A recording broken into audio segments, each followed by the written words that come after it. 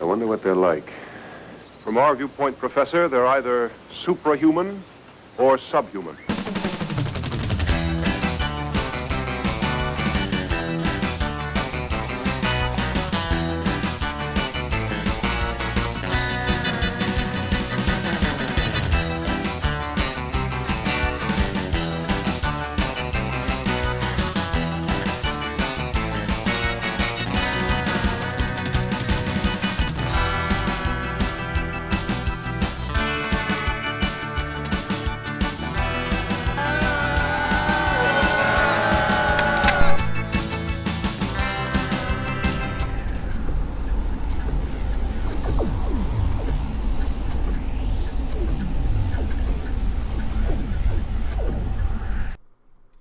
Hello out there in the Twitchiverse or YouTubeverse, depending on what verse you are currently in.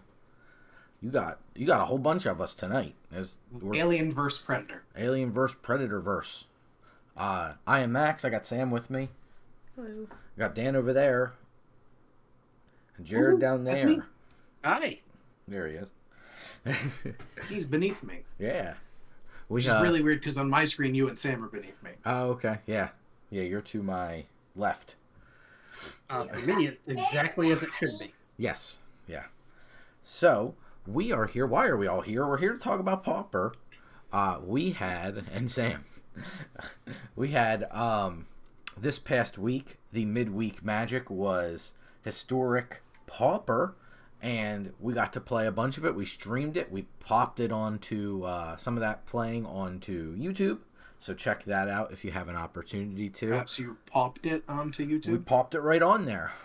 Much like our pop-up video series, that's on there too. Watch some of that. Get some Arena Pauper in that way, some Paper Pauper in that way. Lots of things to see over there concerning Pauper. So we wanted to do a roundtable style discussion about the state of affairs in Pauper, how things have changed. This is not a round table. It's a triangular table discussion about Pauper. And squared circle. The squared circle. Wow. The JR down there. Wrestling. My God. So. My God. That's Jared's music. That's Jared's music. Yep, it sure is. It's Sam with a steel chair. So I wanted to kind of go over what we saw, what we played a bunch of, what the state of affairs looks like, and just kind of walk it through. What do we think could be good? Is it good? Is it bad? What could be different? Does anything require the dreaded bad hammer, something Magic players can't not talk about? I mean, really, is there anything better to talk about than the banhammer? Not if you're a Magic player, I suppose. They love it. They love them shits. I love its sweet taste. So I wanted to see, first and foremost, did you guys get to play any Pauper while it was on the Midweek Magic event? I did. Yep. Not with any... I don't think I played with any cards released in the last 6 months, but I did get to play it a little bit. Wait, they have new cards? They do. Oh, crap. Mediocre Matt coming in with the sub. 10 months here, 35 total. Crazy. Appreciate it, Much buddy. appreciated. Yeah, welcome. Yeah. So I also got to play a bunch. Sam played a bunch. I think Did you guys see anything, any common threads, anything that you were overwhelmed by when you were playing? Oh, honestly, no. I saw a surprising lot of concessions because I was playing. So I started off playing the Goblins token deck, Goblin Gathering, and I 3-0'd real quickly. 2 of those were concessions. What I would consider way earlier than I expected concessions. Then I moved to playing, just to have a little bit more fun, I moved to playing the Old Elves build that I had that I played when we did our little Pauper round tournament there last year. And had fun, but again, the concessions were... It was typical midweek event, because I played it when it first came out. Right. So it was typical midweek event. If people couldn't get a free win or a quick win, they were just I'm just going to concede and go until I get a quick win so I can get my progress and go, which kind of felt like I was getting a little shortchanged, but I got my wins, so. There you go. Yeah, I agree with you. I think there's a lot of, especially day one and towards the very end of Thursday, there's a lot of people who are going on to hurry up, like mulligan concede. Say, okay, yep. They were just trying to cheese me out with some ridiculous nonsense too quickly. Didn't get a keeper and just moved on. Jared, did you get to play? I did, yeah. I actually got I also did a pretty quick 3-0. I actually had, like, I just played like 5 or 6 games with Boros artifacts, and I lost one of them. Nice. But for the most part, that deck just is so good. It's hard to interact with. Yeah, it really is. Like, and then, like, I had multiple people just like pacify my, the Firebrand Archer. I'm like, okay. Yeah, terrific. I don't care. Probably wasn't going to be swinging with that idiot anyway. That's right. Yeah, that's much more for the trigger than it is for the the actual card text. Absolutely. So I was like, yeah, this is great. Going into it, my biggest fear was coming out of the newest set, and it was Cyber Cryptomancer. Ooh, that's a real Magic card. Yeah. If you're not familiar, a little 0-1 for 1 and a blue with flash and hexproof and backup, and it can give something hexproof, so it works like any of those blue. It's a counterspell. It's a counter, exactly. It's a counterspell that leaves a man behind. In Pauper, it's very much a counterspell, and it is a hexproof person left behind for you to enchant up and start swinging away with. And I was afraid of that exact sequence where it's like, oh great, now we have a 2-drop hexproof creature in Pauper, so we're off of our. Cause before we were relegated to the 3-drop Pioneer that makes a token and the 4-drop that has hexproof and puts a 1/1 counter on a merfolk, usually itself. And now it's like, oh good, now we have a 2-drop creature that can receive a bunch of enchantments and we can't do anything about it. That we can get out at instant speed. Yeah, exactly. And it protects a Land of War Elf so that you can keep it on the board to invalidate edicts and things like that. It's a real card. I played it and took a little bit of tweaking to figure out what the proper recipe was for the stew. But once we had it figured out, the deck, I don't think it dropped a game after that. After I retinkered with it. It was just, I was missing the early, like, undervalued the early mana. But once I put the early mana back in, it was just like, yeah, this deck's an absolute tank. That's impressive. Yeah. Shrunk the blue down to the Cryptomancer and Rousing Reed, and Omen of the Sea. And all the other blue I cut. And I was just like, I think on 2 Omen of the Sea and 2 Rousing Reed, just because I do like the idea of the enchantment that can find you more enchantments. So that way you don't gas out and can't do anything. But Squire's Devotion, I think, super important right now just because of the meta and how it is. But that ended up being really good. I mean, Communing with Spirits is always really good in that deck. And I played Unbridled Growth to match the actual Pauper Bogles deck. And that ended up doing super well for me while I was playing it. It's just that deck continues to be a problem. Yeah. I mean, problem or opportunity, I guess. Yeah, we need more edicts. We need good ones, and we don't have really good ones. We have a few 3-drops that, like, thankfully in black can also handle an enchantment, which is nice. Yeah. But, like, the big problem, part of more, as the format grows, I think more of the issue is relegated to these kind of best-of-1 midweek Magic events. We're starting to kind of see the shabbiness of the format, like, more and more. Every time one of these events comes up, it's like, man, I wish I could sideboard. Man, I wish I could sideboard. Yeah, having a sideboard would be really important, I think. Yep. The event before this one, when Phyrexia All Will Be One came out, Toxic was a big problem. Like black-white or mono-white Toxic was kind of... that was probably the worst time I had with a midweek Magic, like Pauper event, because it was just nonstop, one after another, and it's like, okay, and I like literally made tweaks to increase card count to start to deal with them, and my decks got better and better and better, and I was like, this is ridiculous. This time, though, like you said, Dan, I was pretty pleased with the fact that, other than I did see a bunch of hasty concessions, but outside of that part, that concept, the mix of decks people were playing was all over the place. It was great. I was happy to see a lot of decks of people actually just kind of like, hey, I'm taking the cards that I haven't played this a lot, but I'm taking like common themes and putting them together. So you saw like that style of The old cards I owned. Yeah, exactly. Like, oh, these are like cheap creatures that can all be evasive, so I'm going to put them in. Yep. Yeah, it's like, oh, that's really neat. And it's like, oh, look at the little cards. They're like, they have to be creative, where it's like, oh, this is interesting and unique. And it went as far as to, I was watching people playing the indestructible bridges and cleansing wildfiring their own bridges to ramp and draw cards.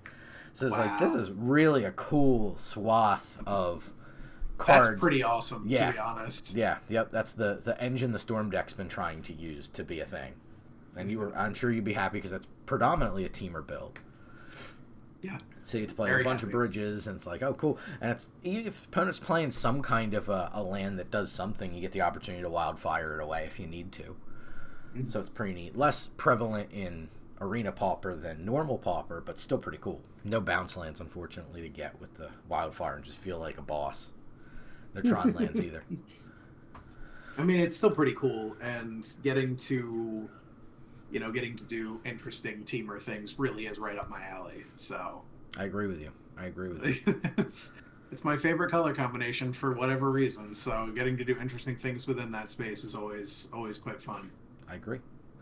I'm going to talk to you all about the concept. We talk a lot on this. Since we've been doing Arena Pauper, we've been playing Arena Pauper since before it was Historic Pauper. It was just Arena Pauper. Yeah, but it was just standard Pauper. Yep. We've been playing this, and we've seen the format adapt a lot, and it kind of comes down to like what we consider to be like the three big decks at the top of the format. The pillars. Yep, the pillars. You had your red decks. To borrow from Vintage. Yep. The red decks. You had the black or blue-black control style decks, and then you had this other, we were just discussing it, the mask style deck. So it's all three are better or worse against different versions, right? Like the control deck can wipe the red deck pretty hard because Tendrils of Corruption's a thing, the inadvertent life gain, movement of craving, little things you can get and ways you can eke out an advantage. The aggro decks have a really tough time stopping. But the Ancestral Mass decks keep the control decks in check because they attack on a different axis than the control decks are ready to handle. So it's like it's this neat little rock, paper, scissors style that keeps the format balanced. But I've been seeing a new like kind of style of deck emerge, and I think I don't know if it's for the better or worse, but it is the emergence of mid-range for the first time. And I'll show you, I have pulled up kind of the core of the mid-range deck. So let me just flip my screen over to Arena, and I will share with all of you my Arena screen, if it lets me. I think I see it. Well, I see it on the stream. I don't see it here. There we go. You have to like make the screen slightly bigger, the Discord window, to go live, kind of like you do on Twitch when you're getting ready to go live. I've shared the home screen on Discord. I'm hearing Jared and me. All right. So down here I have the core of the deck. No. 3-bit Inspector. No. We can see your Discord window. Oh, I'm sharing Discord. That's fun. Also, don't share it with audio. Oh, yeah, it doesn't give me that option sometimes. Yes. Let me stop it. There you go. Oh, I think I... Maybe? Absolute professionalism. Hey, in all fairness, the display right now on OBS that everybody's seeing on the stream looks great. That is correct. All right, so let's see here. Make this screen a little bit bigger because you have to go live that way. Go live. How's that? Success? Yes. Okay. Yes, and I don't hear myself. Okay, fantastic. So, core of the deck. 3-bit Inspector. Spirited Companion. Inspiring Overseer. Core Skyfisher. And then these two are add-ons that you see in a lot of different versions of the deck.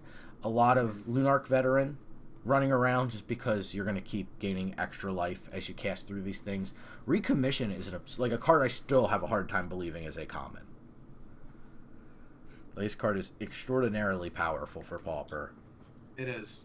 And it has, and especially when you're getting back something like this, like, imagine, right? Like, I'm going to play this 2/1 flyer for 3 mana. I'm going to trade with your 3 or 4 drop flying creature or your 2-mana ground creature. I've already drawn a card and gained a life. It's going to die.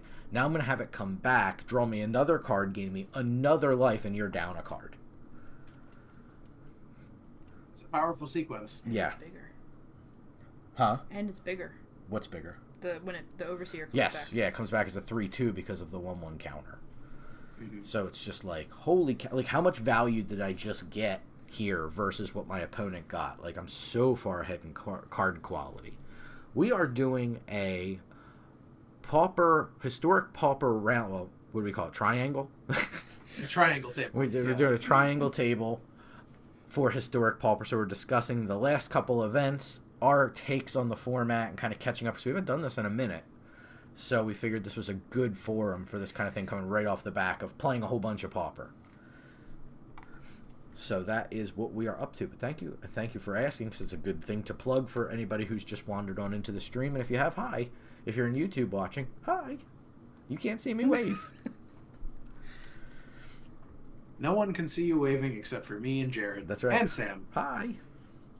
So, this is kind of the version. I've built it, and I built it a while back as like a Boros style deck, taking advantage of Experimental Synthesizer, and because that's just so good with Core Skyfisher. Because Experimental Synthesizer, I can pull it That up card here. is unbelievably good. Yeah, it's right here. This card's nuts. When it enters or leaves the battlefield, you get to exile the top of your library. Until end of turn, you can play that card. So this works when you cast it. It works when you pick it up with the Core Skyfisher.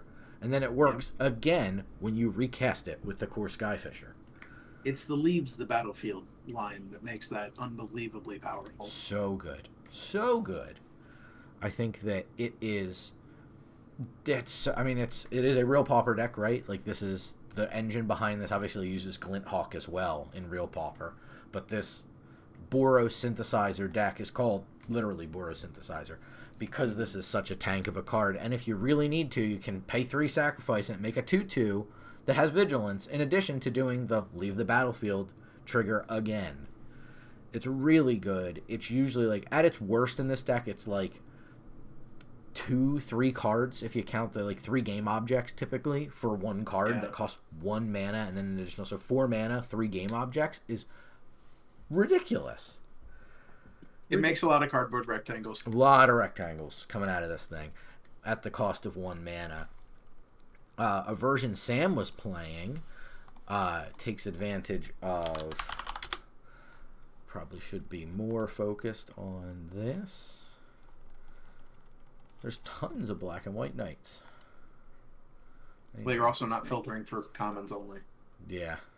I did not filter. You are correct. Let's see if I can find it. Oh, I have to filter for unowned because I bet I don't have that one. Let me try Breathless then. If you're not familiar with this card... Yes, Breathless Knight. She has a deck that takes advantage of it along with black cards. So this is a 2/2 flyer for 3 whenever it or another creature enters the battlefield under your control if it entered from a graveyard. Or you cast it from a graveyard. You get to put a 1/1 counter on Breathless Knight. So you get to take advantage of recommission in a really nasty way with Breathless Knight and make a creature that's typically like 3/3, 4/4. If you, and goodness forbid if you don't recommission the Breathless Knight itself and it just auto comes back as a 4/4. Oh, wow, yeah. Also, the Lunark Veteran pumps it up. Yes, the Disturb on Lunark Veteran can pump it. Yeah. It's a really solid, mostly white. It's got black for Breathless Knight. It runs a couple copies of Phyrexian Gargantua, I think it's called. The 6 mana 5/4 that has Unearth and draw a card, lose a life. The card draw. And it has Village Rights. So in case you get into a squiffy combat step or something, you can sack one of your creatures. Or if you have the recommission and you just really are itching to use it late game, you can do that to make the Breathless Knight bigger and then probably draw more cards and probably gain some life or make clues or whatever your choosing is. It's just so good. And both of those decks, whether it's the Boros style value or the Orzhov style value, run off of this same game engine. And we also have the Priest, I think it is. It's a dwarf. Here it is. Priest of Ancient Lore. Ancient Lore. It is a dwarf cleric. I was right. This card can also slot into that engine if you're like, oh man, I don't want to burn wild cards on one of these. Or like, I just need another card to pick up. Maybe you just need 1 or 2 slots and you just wish you had another version. I got good news, because you do. Mm-hmm. Man, why is patch up an uncommon? I was just thinking about other ways to the recommission line, but patch up is. I thought patch up was a common, and I was gonna be like, we are missing out, but it's an uncommon. There's late for dinner if you really want to go deep. Yeah, I play that. Call me whatever you want, but don't ever call me late for dinner. That's right. I play that in more like traditional Reanimator. I got that from our good friend Squee. Not this event, but the previous event. Played it a little bit in this last event, and it is a ton of fun because you can bring back some big old nasty creatures and just start going to town. Or you do the evoke creature that makes the flyers, the 2 bird tokens. You bring that back, and it's a 2/4 flyer that makes 2 bird tokens. It's like you can evoke it to put itself in the graveyard intentionally and then get it back with late to dinner, or summon undead is the other Reanimator card it uses. So that's really fun, but this engine is just so hard to churn through. Like, I was playing mono black control, and I was playing against a version of this, and I was just like, it's so unfair when I cast Phyrexian Rager and Dust Legion Zealot that I'm losing life, and my opponent's doing the same damn thing, and they're gaining life. And gaining life. Yeah, it is a powerful thing to be doing, to draw cards and gain life. It's so good, and it's like, and there are games that I was able to suffocating fumes and wipe my opponent's board, and then they were able to rebuild almost immediately on the back of this engine. Like, I'm just going to go, all right, Spirited Companion, draw my card, Core Skyfisher, pick up Spirited Companion, Spirited Companion, draw another card, and then, like, at the end of that chain, cast, like, a rando, Thraben Inspector, or some other small critter. And it's just like, I'm pretty sure I just, like, 5-for-1'd my opponent, and it's like I just 1-for-1'd them. I can completely understand that feeling, because in playing, it's just a tangent away from Pauper, but a similar experience playing Old School last weekend. I balanced my opponent down to 1 card in hand. They untapped and cast a Brain Geyser with an extra 7. Oh. Because the game had been going on forever, so we both had a ton of lands. Right. So the balance was to clear their creatures and get their hand down to 1 card. And it didn't go too well for me. Oof. Yeah. Brain Geyser, a card that got reprinted recently too. I was snowed, but yeah, it's the kind of card where it's the same sort of sequence where it's like, great, now I have to climb this whole goddamn mountain again. Absolutely. Like I climbed this mountain, and my opponent's just like, no, I'm just gonna draw a bunch more cards again. Right. And like every card they play is a tempo advantage. Right. No matter what they're doing in this deck. Yeah. It's like, okay, cool. I wiped a couple Lunarch veterans. They're being disturbed, and they're back again, and they have flying. Mm-hmm. And then they do the little loop again, and it's just like, this is so brutal. Recommissioning Core Skyfisher as a 3/4 makes it not susceptible to a lot of the kind of like more commonplace red removal. Shocks, Frostbites, Strangles, like the cheap interactive red spells aren't so interactive against the Core Skyfisher once it gets a 1/1 counter on it. Mm-hmm. So it's like, oof, like this is rough. Like 4 is such a big number in this format. It is. It's absolutely the difference maker, because I don't think we have access to Flame Slash. Fairly sure on that one. No. Hexgold Slash. Moonrager Slash, which I know is a Jared favorite. But only deals 3 damage. Yeah, because it's any target. We have Fiery Temper, which is another 3 damage. But no 4 damage. I was gonna say, is there a 4 damage spell? 4 damage. I can't remember what it was. Not for 1 mana though. Oh no. Yeah. No, not for 1 mana. You can't get away. It's just so good, and like I played like red blue, like the ninja style deck, mostly splashing red for these cheap single mana interactive spells, and it's like they get a 1/1 counter on there. It's such a hard time getting around that, because it's like, this thing's enormous. It completely tears through all of my little flyers, so I'm never getting another ninja down. Having to double spell to get rid of your opponent's 2-drop is extremely painful. 2-drop that likely drew them a card in the abstract. Yeah, or at the very least was card neutral. Exactly. You know, like At the very least, it was card neutral, and you have to double spell to get rid of it. So now you're down tempo while they're still like drawing other cards or, God forbid, recommissioning it. I had an opponent unsummon one twice. And I was just like, this is like Christmas. Like, why are they helping me? They want me to win so badly. It's like, they unsummon? Like, they went down a card to let me go up more cards? This is amazing. Yeah. And all you're doing is buying an extra turn. You're not actually getting ahead. Yep, and that was You're buying a turn of wheel spinning. Yes, and that was kind of the point we were talking about earlier, is you get that swath of people who haven't played a whole lot, and they're getting used to the format, and they're not used to decks that are like, this deck is like, we've taken time, and we've tested it, and we've proved it out, and we've refined it, and it's like, these decks are all really good, and it can feel like, hey, this is a great deck for me, or a great format for me to get into, because it's all commons. The barrier for entry is much lower. I have a ton of common wild cards. It's the only wild card maybe I have a ton of. And then you get in and play against these decks, like these like Mogwarts combos, and these like mono white decks, the red decks, like the big heavy hitters of the format, and you're just like, no, I don't understand what's going on here. Like the first time you play against the Ancestral Mask is eye-opening. Which is like, oh, I lose. It really feels like every time there's a midweek Magic event with Historic Pauper, I play like one or two people where it's obviously just, like XX cards I owned, and there's very little synergy, and it's like I hesitate to use the phrase because I've been trying to get away from it, but it feels very like little kid Magic. Sure. And it's like I almost feel bad because very rarely, even like I said earlier, when I step into a queue with a deck that I haven't updated in 12 months or longer, it's still more tuned than just like, blank cards I own. Right, absolutely. Mm-hmm. So, also, yes, Kuja, I know it is unlikely that Max would have a ton of common wild cards laying around. No, I have 41. Not versus 109 mythics. 109. If only I could. I just wish I could. I wish they would let you turn them down, like a 2-for-1 rate if you step them down. Because, man, look at all those uncommons I'd be unloading for. Oh, my God, yeah. It'd be lovely. Yeah. Don't need uncommons. What do I need that for? I have more than you right now. You might, yeah. Yeah, you've been playing more than I have, though, for sure. You don't hate March of the Machines as much as I do. Not good. It's not good limited. I'm not good at it. Oh, I don't know. I mean, the kind of the beauty of it is, and if I could say one positive for it is, no one's really good at it. Like, it's a fairly well-balanced set in that regard, but I've just had very unfun games of it, so I've just backstepped away from it. I'm going to I had a couple of opponents with really ridiculous multiverse legends recently that kind of soured me.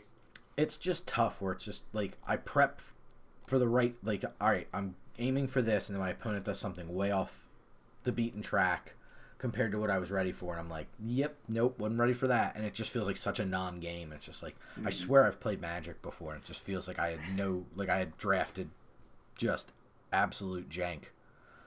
It's like, I swear this deck's good. That's the, the thing with a rock, paper, scissors metagame like Arena Pauper seems to be as well, like, to get back on the track here, is like, absolutely. The thing with a rock, paper, scissors metagame is like, you can do everything right and still lose to the deck that your deck just can't beat. Absolutely. Yeah, very well said.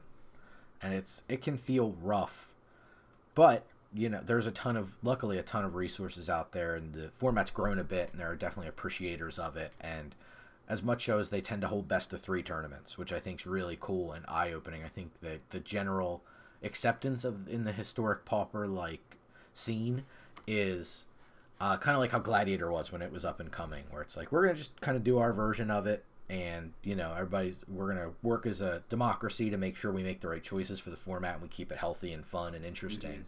And there's so many cards to explore with the historic little anthologies they've put out and the little revisited sets, and there's so many little nuggets of like, oh, this is really cool. I can't tell you, when I was playing a Ninja deck, when I hit my opponent with Ninja of the Deep Hours, and all of a sudden it was like, scry, what the hell is going on? What did I do? Like, I thought I just hit with Ninja of the Deep Hours, and I was like, oh shit, they pushed this card? Like I played this in normal ass Pauper and it's still real good. And they pushed it. Okay, that's I unfair. didn't even realize that had happened. That's news to me. Yes, So. yeah. You do it to Ninja's Deep Hours too? Or not Ninja Deep Hours. Moon Circuit Hacker gets the, the arena Yeah, push. the new Ninja the Deep Hours. Yeah. Okay, I was just like, what the fuck did they do to Ninja the Deep Hours? The card doesn't need to be any better. Yeah, Moon Circuit Hacker like stunned me. For single blue, imagine deal 2 damage, scry 2, draw a card. Sounds like a deal to me. I'll take that for mono blue, like single blue mana. Sounds great. Sure, I'll pick my creature back up, recast it, and then scry an additional 2. I'm in. Mm-hmm. Yeah, sounds They good. certainly made some decisions there. Yep, and it's I think that's a good way to put it. Yeah. They made some decisions. and that's what I think. I think this deck does a really nice job. It answers those the cheap blue flying aggro decks. It answers the red decks because the stats, like the Raven Spectre, I can't tell you how amazing that feels against the tiny little aggressive decks where it's just like, it's Raven Sure. Spectre, block it all day. I'll block all day, and then I'll just, cash in the clue at some point when I've got some mana, and I don't give a shit because I paid 3 mana to draw a card. You feel like you can't lose when you have like 2, like kind of just like, oh, I had those clues and I have a bunch of mana at the end of turn. Cool, I'll just do this, or you're like holding up one of the more ridiculous cards. The what is it? Patriarch's Humiliation, I think it is.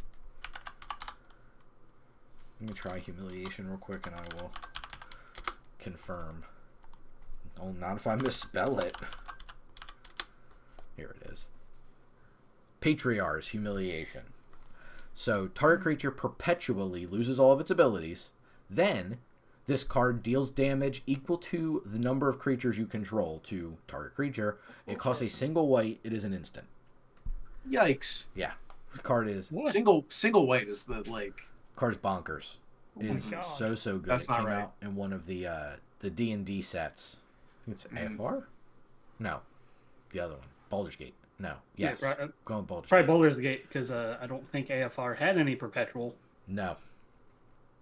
So yeah, the perpetual is. Because I don't think that came up till. I can't later tell on. you how, and that's another one with the skill tester, and it's even, I think it's done to everybody who's played, is you go to get, I'm going to recur my creature, and it comes back as like a Nilla. And like there are a bunch of times where like you'll have like power toughness equal to something creatures or whatever conditional creature. Like there are times where you'll play it and I'm like, just hit it with the thing, and you're like, but I only have 3 creatures. I'm gonna just hit it with the thing, it loses its ability. It no longer has a power or toughness. Don't matter what how many creatures you have. We're not dealing damage here. Yeah. First part of the sentence is killing that thing. Yeah. Mm-hmm. That's a really strong card in card. this. Like, it feels unbeatable at times. And you have this army of little turds out, and so a lot of times, even if but it'll deal 5 damage for 1. It's like this is the best 1-drop removals. It's beating the frostbites and the strangles. And it's like It would be flat out lightning bolt. it's so good, and it just slots so nicely into this white mid-range engine. I can't even call it a deck because I've seen a bunch of iterations of it with all the different colors. Somebody will be like, oh, it pairs so well with this one other card. And the crazy part is that's kind of all you need is like 1 or 2 other cards out of white, and the rest of the deck kind of does its own work. It's nuts. It's like ending the festivities kind of does some stuff. The suffocating fumes kind of does some stuff, but it's not enough. And it's like not when I can like, cool, I just 5 for 1 you, and your opponent's like, all right, I'm gonna just rebuild real quick. It's like, Yeah, that's it. It's the tempo is the wildest thing, and like this is where a lot of people in the not commander communities for the last couple of years have been saying about White's card draw and how much card draw White's been getting. Is just like the downside to White creatures that kept them fair for the longest time was if your opponent dealt with them, you had to then draw more to build back up. right, exactly. That was the And like that goes all the way back to alpha, right? Like yes, again, as somebody who plays old school, I have definitely had opponents go lion, some other little creature like a white knight or something Sure. into crusade and just beat my fucking face in, but then you get the balance or an attractively split fireball or something like that, and then their hand is empty and they have to draw more cards, and Right. so you've got 2, 3, 4 turns before they're back where they were. To the point you've been making this whole time, that's not the case anymore. Right. And it's just like when every card is a cantrip or, adds some additional value or tempo swing, there's literally no downside. And like, I realize we're in that era of Magic now where creatures just don't have a downside, no matter, whether you're paying 1 mana for them or 60 mana for them. They just don't get downsides anymore. But it's ridiculous when they've gone from downside, neutral, upside, and now we've gotten to the point where upside is down a common rarity, and white just... So many people screamed for so long that white cards needed to be able to draw cards, and now we just have all of these ETB cantripping creatures in white. I mean, I think there's more ETB cantripping creatures in white than any other color, I think. At least that are legal and historic. Yes. Yeah, you're absolutely right. And no downside, right? Right. You mentioned it earlier, right? A Rager and things like that. Rager, Dust Legion Zealot, the new Scrapyard Rager, I think it's called, the one from Brothers War that has Unearth. Yep. All lose a life. If you go over to blue, you get like the little 2/1 for 3, whatever that heck thing's called, that draws a card when it enters the battlefield. Little elemental. Like, you just don't have a lot of these card draw engines. Like Blue's strength, if it's playing a lot of flyers, comes from like trading them for ninjas or using evasive ninjas, and they get a tempo swing, but the tempo swing is not raw cards. Right. And white's tempo swing is just raw cards. And when your creatures are either so good at drawing cards that it doesn't matter what their stats are, yeah, or if they're good enough stats on rate and they draw a card, their power is just unbelievable.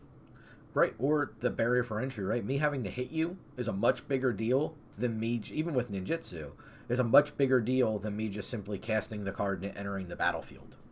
Yep. Yeah, I mean, like, think about, the classic me having to hit you to draw a card, Ophidian. Right. Right? Like, and I'm sorry for everyone out there who's viewing this, who's listening to this, hasn't played Magic for 1,000 years and doesn't understand all of my references from 25 plus years ago, but that's where my headspace is most days for Magic. But like, so Ophidian's a card where you have to attack, and if it goes unblocked, you can elect to have it not deal damage in order to draw a card. Yep. Thank you, J-Rod. Yep. I'm happy I spelled it right on the first try. Yeah. Yeah, you got it. As Brian Kibler once signed one, apparently never attacks for damage. That has been replaced with Scroll Thief.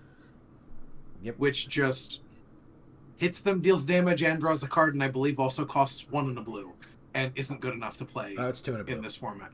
It is 2 in a blue? It is 2. So it's a flat-out Ophidian, a better Ophidian. Yep. And like you said, At still combat, can't play too, it. because Ophidian's not a combat. Yep. Yeah. It's crazy. The ask for what you need is so light. I mean, that's not even getting into, and I haven't seen yet, the blink synergies creeping in yet. And I'm not saying they will per se, but they could. Are there any... We have Ephemerate, right? No. Momentary Blink is in there. No? Ephemerate Momentary got Blink? Strixhaven, so it got the uncommon or rare, Okay, whatever they uncommon, assigned okay. that. Yeah. Okay. So you are, in a way, yes, you are correct. It exists on Arena, just not... Ephemerate exists on Arena, but it's not a common on Arena. Correct. Okay. Yep.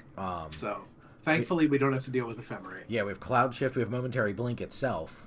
Mm-hmm. As Jared said, yeah. Yep. And there's a couple of... There's always a new one that comes out Yeah, for there's that 2 or creature 3 that mana. blanks, the white creature. I don't remember what it's called. I think we have it in a cube. I don't know if... Did that make it to actual Arena? So. Stalwart? There's also the, there's, Yeah. Icewind Stalwart. Yep. There are several creatures that slide, too. Yes. And, there's a couple blue, a blue instance that blink multiple creatures, so... Yep. Yeah, I think, but I don't think the mono white deck needs it. I don't think it needs blue, just because it has enough value on its own that, like, I feel like just based on the stories you're telling of playing against it, that might be, win more to put blink effects in there. Totally agree. I think your main focus is just building value over time and playing cards that 2 for 1 every time you cast one. What was that, Jared? Blur. It's a blue blink spell, but it also draws a card. Yeah. Yeah. Yeah, that was from Yeah. One of the Dungeons and Dragons sets, I think. AFR, I think. No, other one. That was from Baldur's Gate. Yep. CLB. Yeah. There's a bunch that are just There's this quite a deck few just so blink cards, naturally, actually. or this archetype so naturally 2-for-1s, and I'm sure there's going to be a home for it. You know, like somebody's going to end up testing it and finding the exact right concoction that's going to be like, oof, this is like the pinnacle of the mid-range style. Well, and I also think, like, as a pillar, right, like the other pillars we listed, it doesn't necessarily have to coalesce around one 60-card deck as long as the core is still there. Because, like, the one I always look to for that as a real pillar instead of just a set of, like, a set, 50-ish out of 60 cards with some flex slots is blue-black control. Mm-hmm. You can build that deck a variety of different ways. Yep. And you can there's a lot of flex slots to tweak for the meta and everything else. And it's still at its core, very classic blue-black control stuff that it does. So Absolutely. I think our format pillars can afford to be just like this new white tempo mid-range pillar is just that core of cards you showed us. Right? I agree. Yeah, it's tough, and it's good, and it's resilient, and it does a lot of the things well. And like Dan said, there's room to prune and room to add, and cards are only going to keep doing this as they keep doing it. And I think that that's going to segue me into kind of the next thing that I've seen a bunch of while we were playing, and that's, of course, one of the decks we've already discussed, and that's Red. There's a bit of change from Red, and we already kind of touched on one of the reasons why when we talked about Experimental Synthesizer. But the mono red style deck now has gotten a big boost from Reckless Impulse and Reckless Impulse 2.0, Ren's Resolve, so that you can take these decks and you can build them completely differently than we saw. Like, I've cut the Ancestral Angers, I've cut a lot of the little, like, targeted cantrips and, like, little booster cards that we've been playing forever. I've even pretty much cut down to no cards that aren't named Kiln Fiend that need to attack. Like, any card that doesn't require an attack step, not good enough. Like, I'm playing Kessig Flame Breathers now, I'm playing Thermo Alchemists, and I'm just winning off the back of drawing an extraordinary amount of cards. What about, you said Kiln Fiend, what about the was it Devil with the pumpkin on its head or whatever from the Festival Crasher? Festival Crasher, yeah. I think it's also quite good, and if you wanted to, I think if I were to put another creature in, that would be it. Yeah. I think it's the only other one that merits. Like, we certainly don't have time for a card from War of the Spark that costs 2 and a red that gets a ++1 counter on it. You know the card I'm talking about. I certainly do. Oh, Spellgorger Weird, I think? Yeah, Spellgorger Weird. Spellgorger Weird? We don't have time for Spellgorger Weird anymore. Ain't nobody got time for that. Because we have, 6, 7, or 8 impulse draws now. We don't need... Fire Urchin. I'll share my screen so you can kind of see the current state, and the people watching can as well see kind of the current state of what I'm playing for Red. This is what I played over the event. I think you 19 lands. 20 mountains. Just mountains. I think you go down to 19. Maybe. These cards are so powerful that I just want to make sure I hit my 2 mana to cast them. That's kind of all I care about.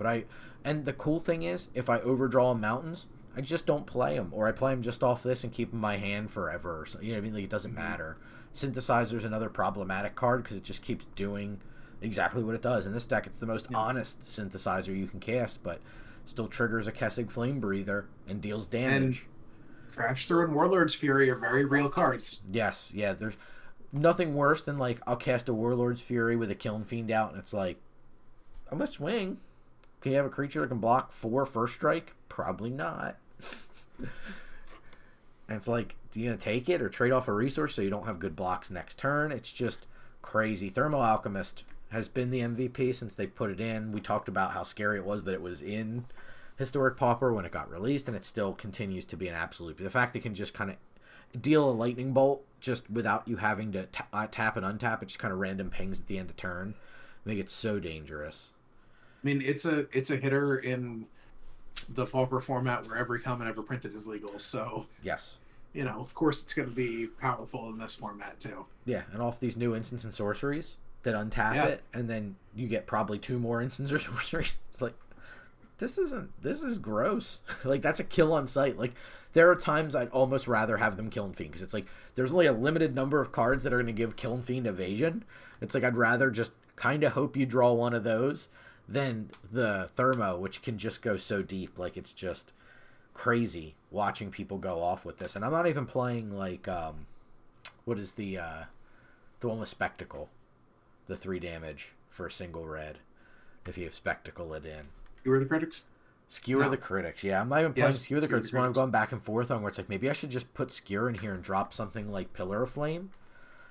But now with the kind of the emergence of some of these graveyard decks, it doesn't hurt. Like, I'd rather 2-for-1 myself with the Pillar and at least get that thing exiled so it's not there anymore for me to look at. Like, stop it. Stop bringing it back from the graveyard. Get these 2-1 flyers that gain you life out of here. Important. Out of the tournament. Don't want them beaten. Yeah, it's just so crazy good and consistent. Like, now it's like, if my opponent plays a red deck and they play a Get to Lavamancer, I'm breathing sighs of relief, because it's like, okay, good, they're playing the version that's probably not as good. And that card's still a house. 2-1 that can be 2-2 with haste for 1, which was also in normal Pauper for a long time. Unfair good. I think these decks are just, they've gotten so much better. Like, I think back to when we first put the Pauper stuff up, and it's like, these decks existed. You know, it's like, oh, we're going to play these. They're going to beat remember the very first deck we talked about was Rat Colony. It's like, this deck's everybody's going to play this deck because and I haven't seen a Rat Colony deck in the past probably 3 events that have 5. Yeah, I haven't seen a Rat Colony deck in forever. Maybe it's time for the resurgence of the rats. I don't know. But, I mean, they have 8 copies now of the one that, like, it can come back from the graveyard. Is it Feign Death now and the old Supernatural Stamina? It's like, 8 copies of 1 mana, and that was the big harp for me on that deck, is you need your odd costed spells because you need to do something on turns 1 and 3.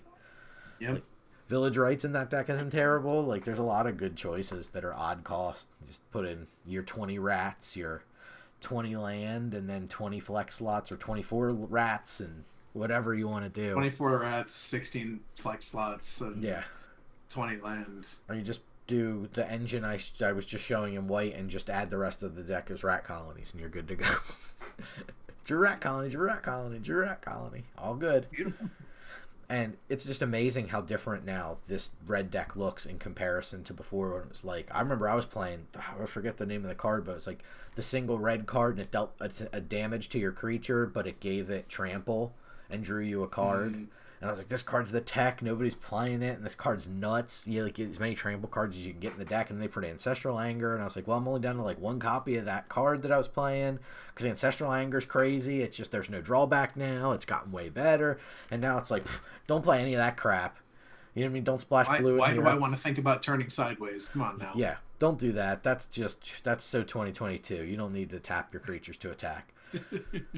Not in 2023. You just tap your Thermo Alchemist 20 times. That's right. Yeah, that's exactly. Yeah, Thermo Alchemist, tapping only for trigger, trapping only for activation in 2023 is what we're doing with red decks now. Yeah.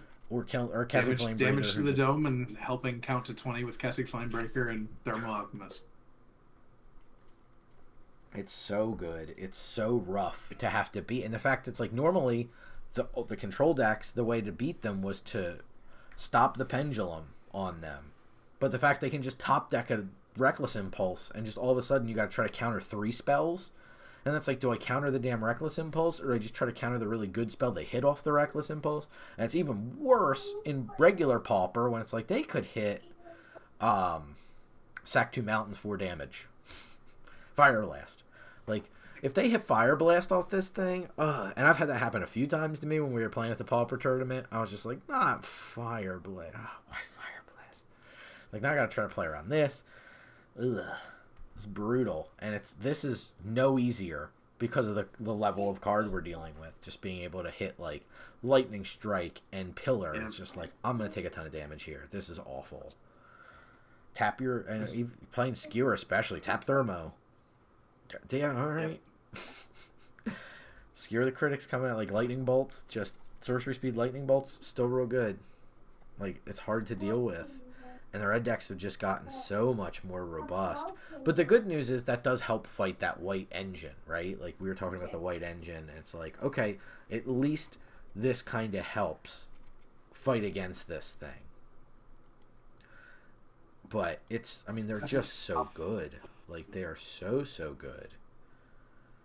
I mean, there should be powerful decks, right? Like, there should be powerful decks in this format. And it's nice that there are. Yes.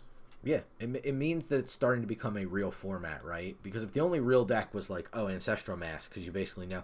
And Ancestral Mask has that same exact style of engine that we were talking about, right? Like, you're playing the Pioneer now, the Crypto, or the 4-drop Merfolk if you just decide blue's not good enough for you.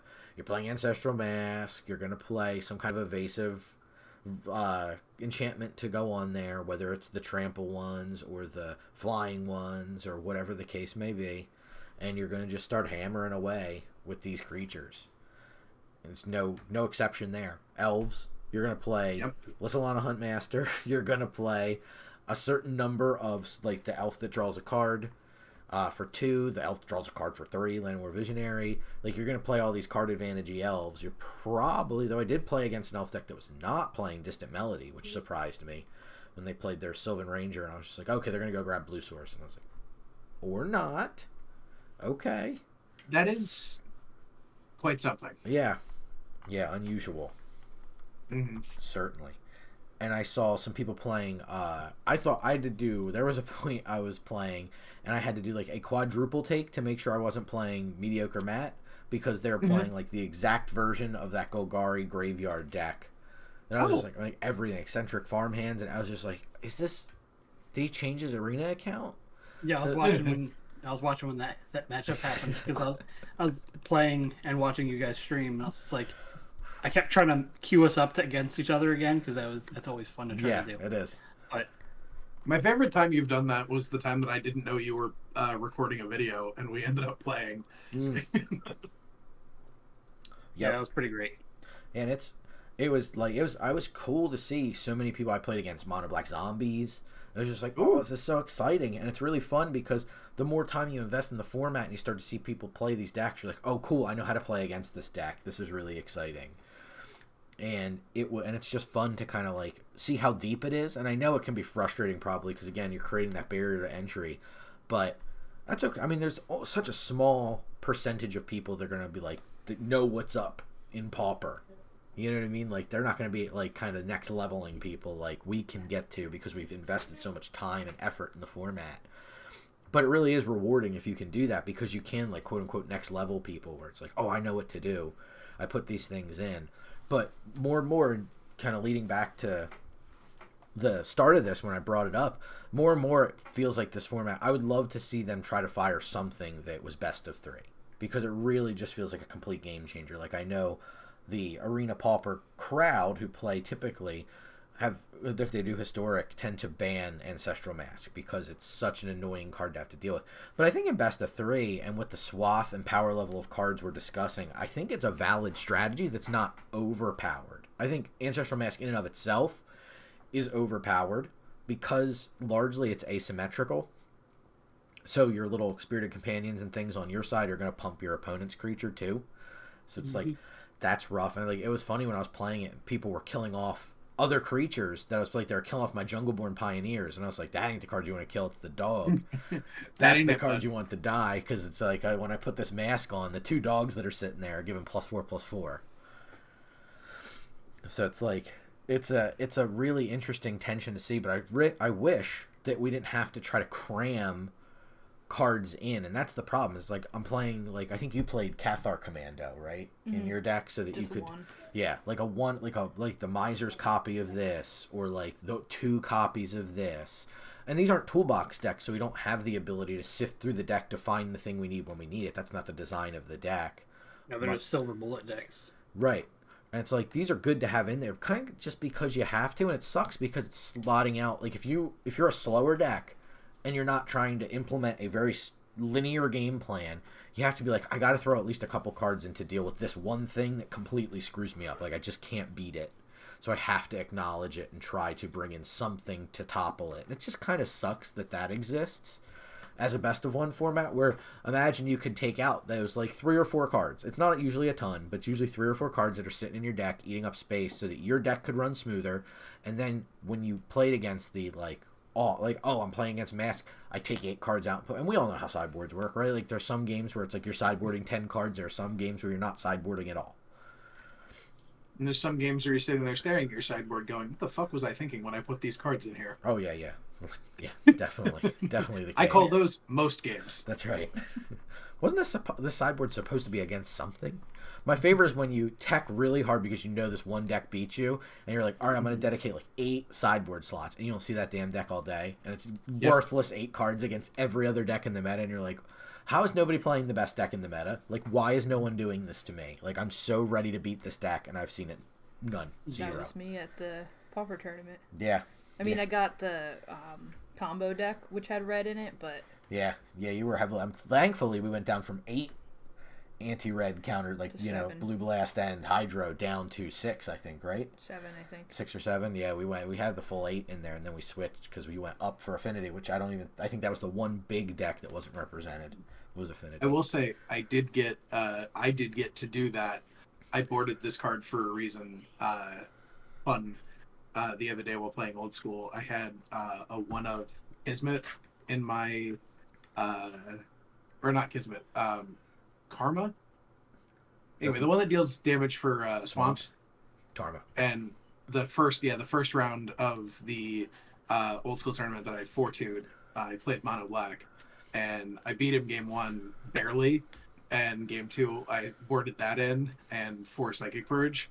And he did hit a Psychic Purge with a Hypnoturok, which made me feel like a genius. Because I don't know if you know Psychic Purge, but when discarded, you take 5 damage. Yes. And then I stuck the Karma, and he just scooped. Yep. And I was just like, well, that's exactly why I have those cards in my side. Those 5 cards in my sideboard are for this matchup and this matchup only, and I felt like a genius. That's right. F you, hippie. That's not true. We love Hypnotic Spectre. We do.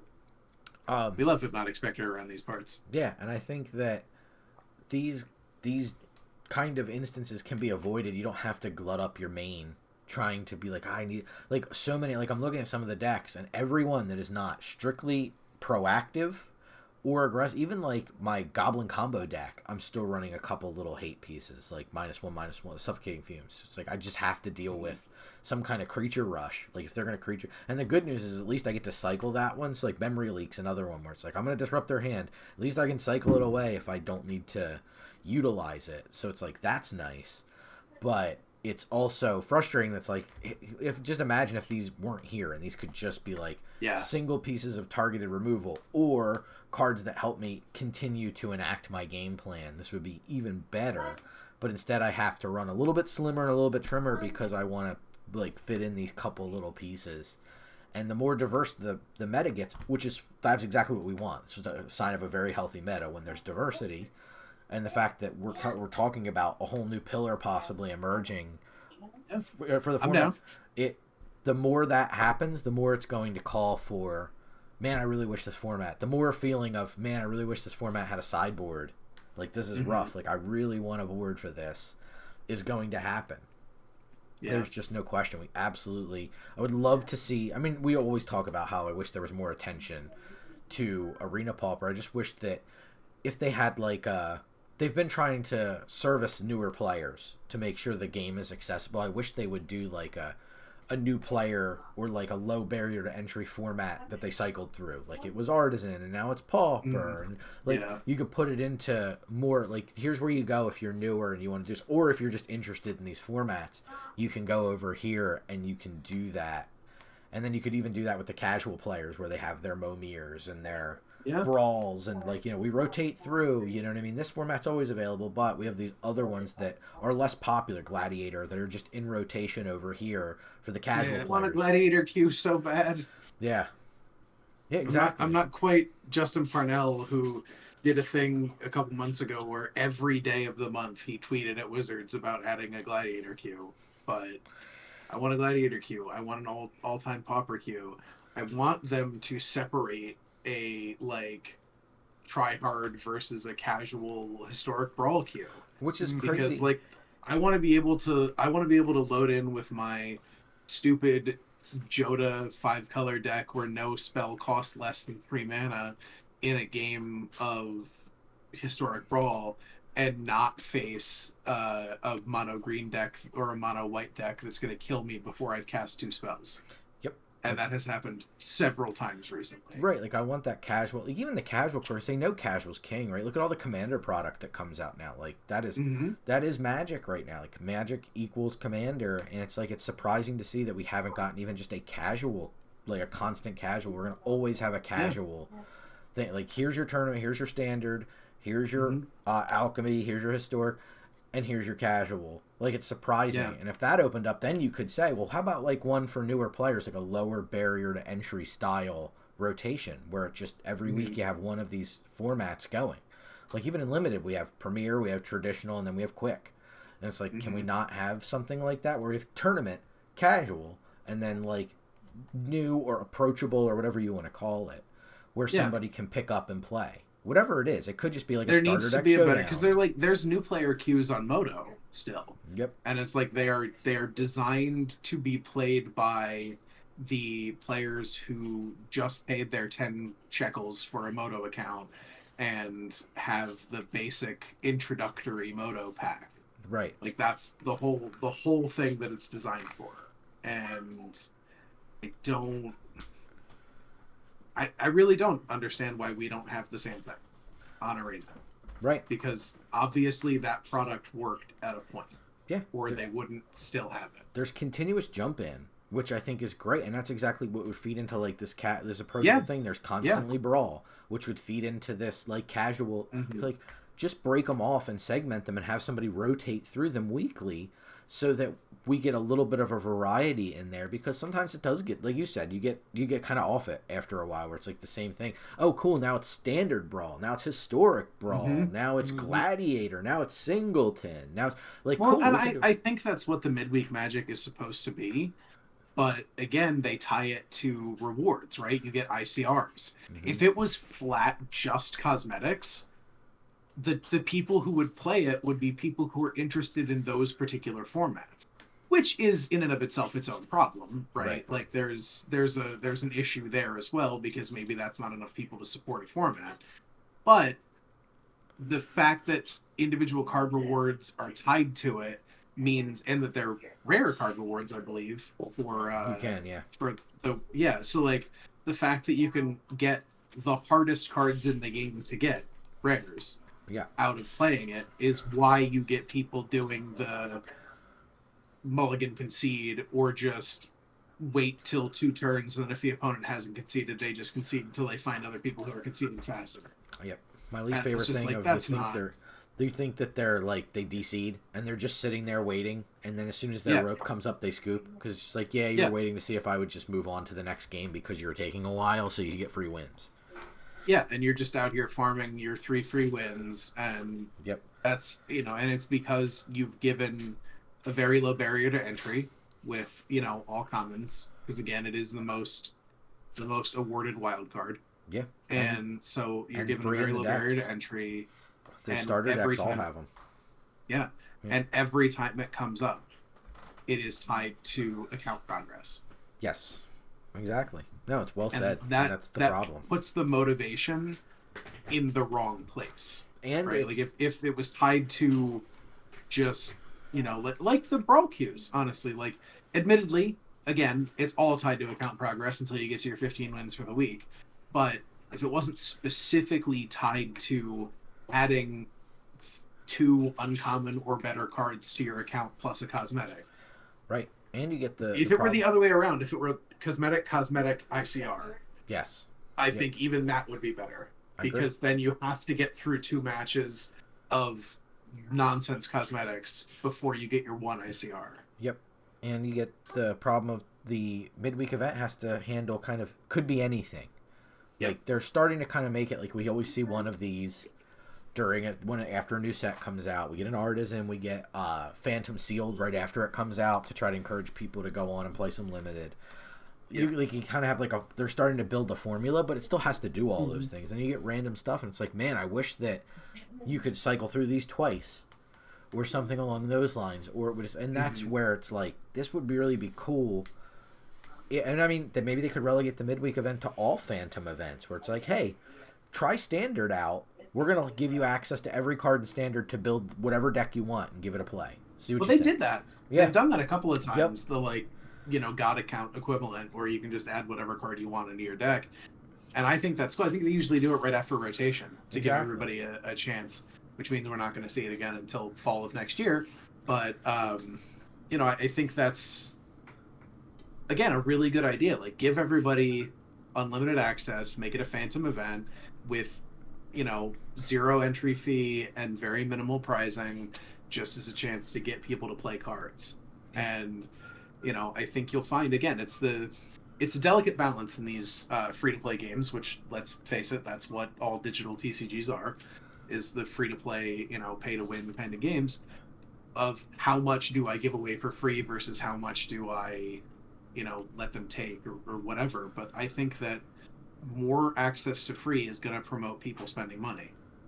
Yeah, I fully agree with you. I think that's the biggest tension right now I've seen, is just the format's growing, which is great because it means people are playing it, and it means people are actually taking time to think through. Like, every deck, even if it was somebody who was building cards I had, was trying to build something. It wasn't just a pile of stuff where it's like, these don't go together at all. It was like, it wasn't just 22 lands and 38 cards. It was something with a little bit more intent. Exactly. And it was good to see that it's like, oh, that's really neat. People are at least taking the time to go online and find a deck that interests them in a way.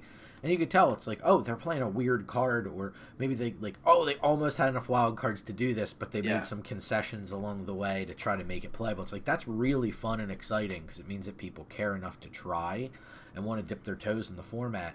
And more exposure would help that, and the ability to play best of 3 would help mitigate the feels bit. Because I know a lot of people are just like, well, I got blown out by this one card. While we talk about one of the great things about Pauper is it doesn't have that, like, one card invalidates an entire game problem. It does have a couple of cards or one, like we were talking about suffocating fumes, because you have to boil it down to the brasses of tax, right? Like you mentioned the token. I'm playing all tokens.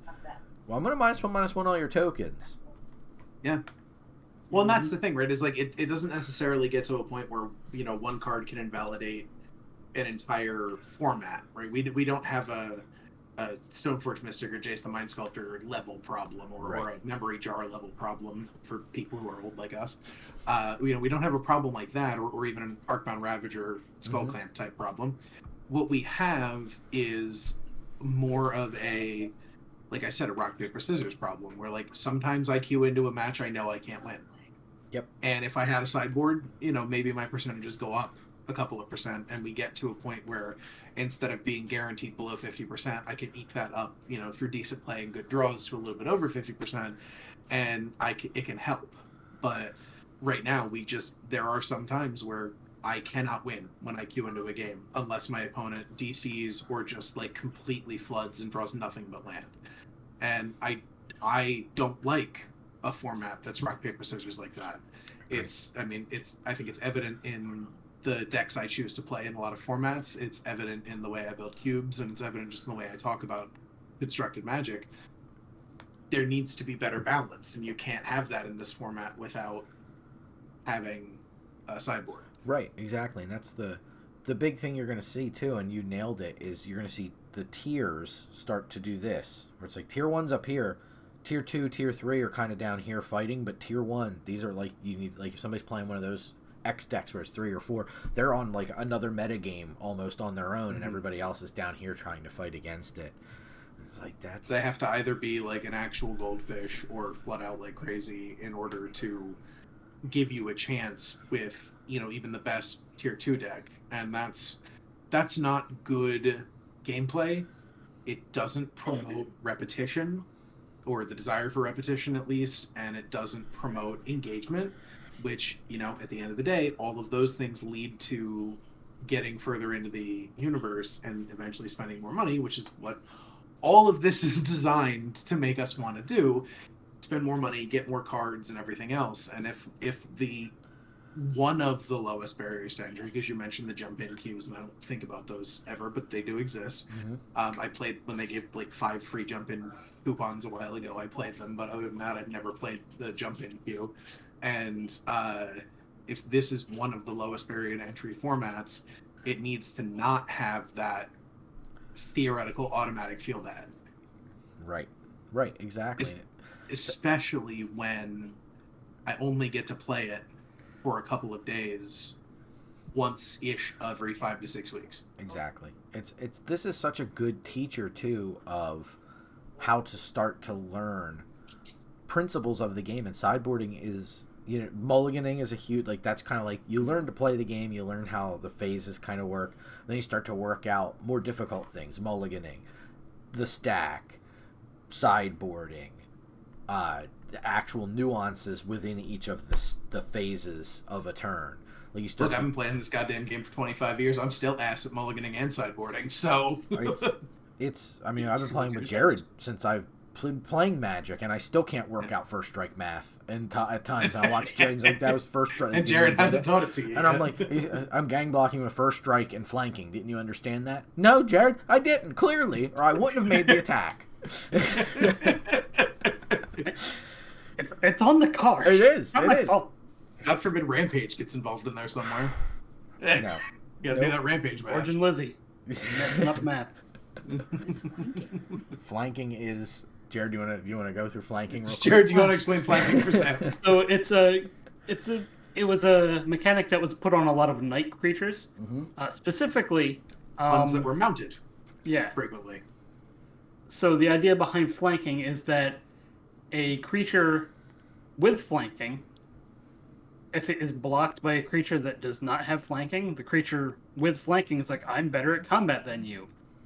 And it will... You get -1/-1 because of give that. the creature that is blocking it -1/-1. Okay. Yeah, it's really a strange one. Reverse Bushido? Yeah, the flip card, the Knight of the Mirror, or whatever it was, in Mom, the 2/1 for 1 and a blue that flips for 2 and a white? Yep. And Knight of the Mirror. No. Or, nope. Knight of the I- Mists? No, but I don't know the exact name. It's the 2/1 for 1 blue, and then it flipped over to a blue-white creature that when it got, and that was flanking, which is a nice little nod. Yeah. 44 cards begin with Knight of the... Oh I don't think it said flanking on it though, right? Is it Order of the Mirror? That might be I think it. I think I was that's it. trying to rack through it in my brain while we were having this discussion really quickly, but yeah, that's one of the more recent, like, we were talking Boom, about Brain you got it. Geyser. We were talking about Brain Geyser, and... Yeah. So When it an doesn't Order say of the flanking. Mirror, No, Alabaster... Order of the Alabaster Host becomes blocked by a creature. Okay. That creature gets -1/-1. It's got the Gear Seeker Serpent, where it secretly has affinity, if you know what affinity is, but if you don't, If you know it's what explained affinity on is, the card. You get the reminder text on this one. Mm-hmm. I don't even remember what Bushido does anymore. When it's blocked, Bushido like, X. Inverse flanking? number. Whenever it's Like blocked, it inverse becomes flanking? blocked. Yeah. Yeah. Yep. But yeah, I agree that, like, Yep. Jade Avenger. Pauper formats should be a good on-ramp for these sort of mechanics as Right. well, because the mechanics, when they show up on commons, more often than not, are a little bit more linearly applied and a little bit more basic. And so again, while we're talking about these lower barriers to entry, their educational points, and again, like this should be, and I've said this about Pauper and Paper a number of times as well, this should be an on-ramp for people to learn about how Magic is played and how Yes. interactive Magic. Like, Sam, I'm gonna ask you, do you think the insane preponderance of Pauper, the percentage of your Magic playing that is either Paper Pauper or Arena Pauper, has made you like a tighter Magic player? Yeah, I mean, it's how he taught me how to play for sure. I don't like the crazy cards. I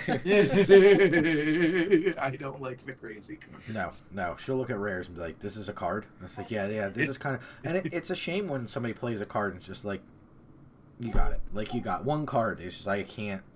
In all fairness, you had me explain Bushido a couple weeks ago. Or not Bushido, Zuberas. Zuberas, yep. And it's just like, what the hell? So it doesn't have to be a rare to be a really dumb weird card. Yeah. No, I love dumb weird cards. It's the cards where it's just like, this card does so much stuff. And it's like, there it is. The monkey itself. This card Just costs... Speaking of silently. Savannah Lions... Yeah, speaking of cards that do too much. Yeah. Like, what? Good old Ragavan. Like, I remember playing, what was it? Is it Timberwolf in 8th edition? And being like, listen, it's a common that can block and eat their Savannah Lions if they get them.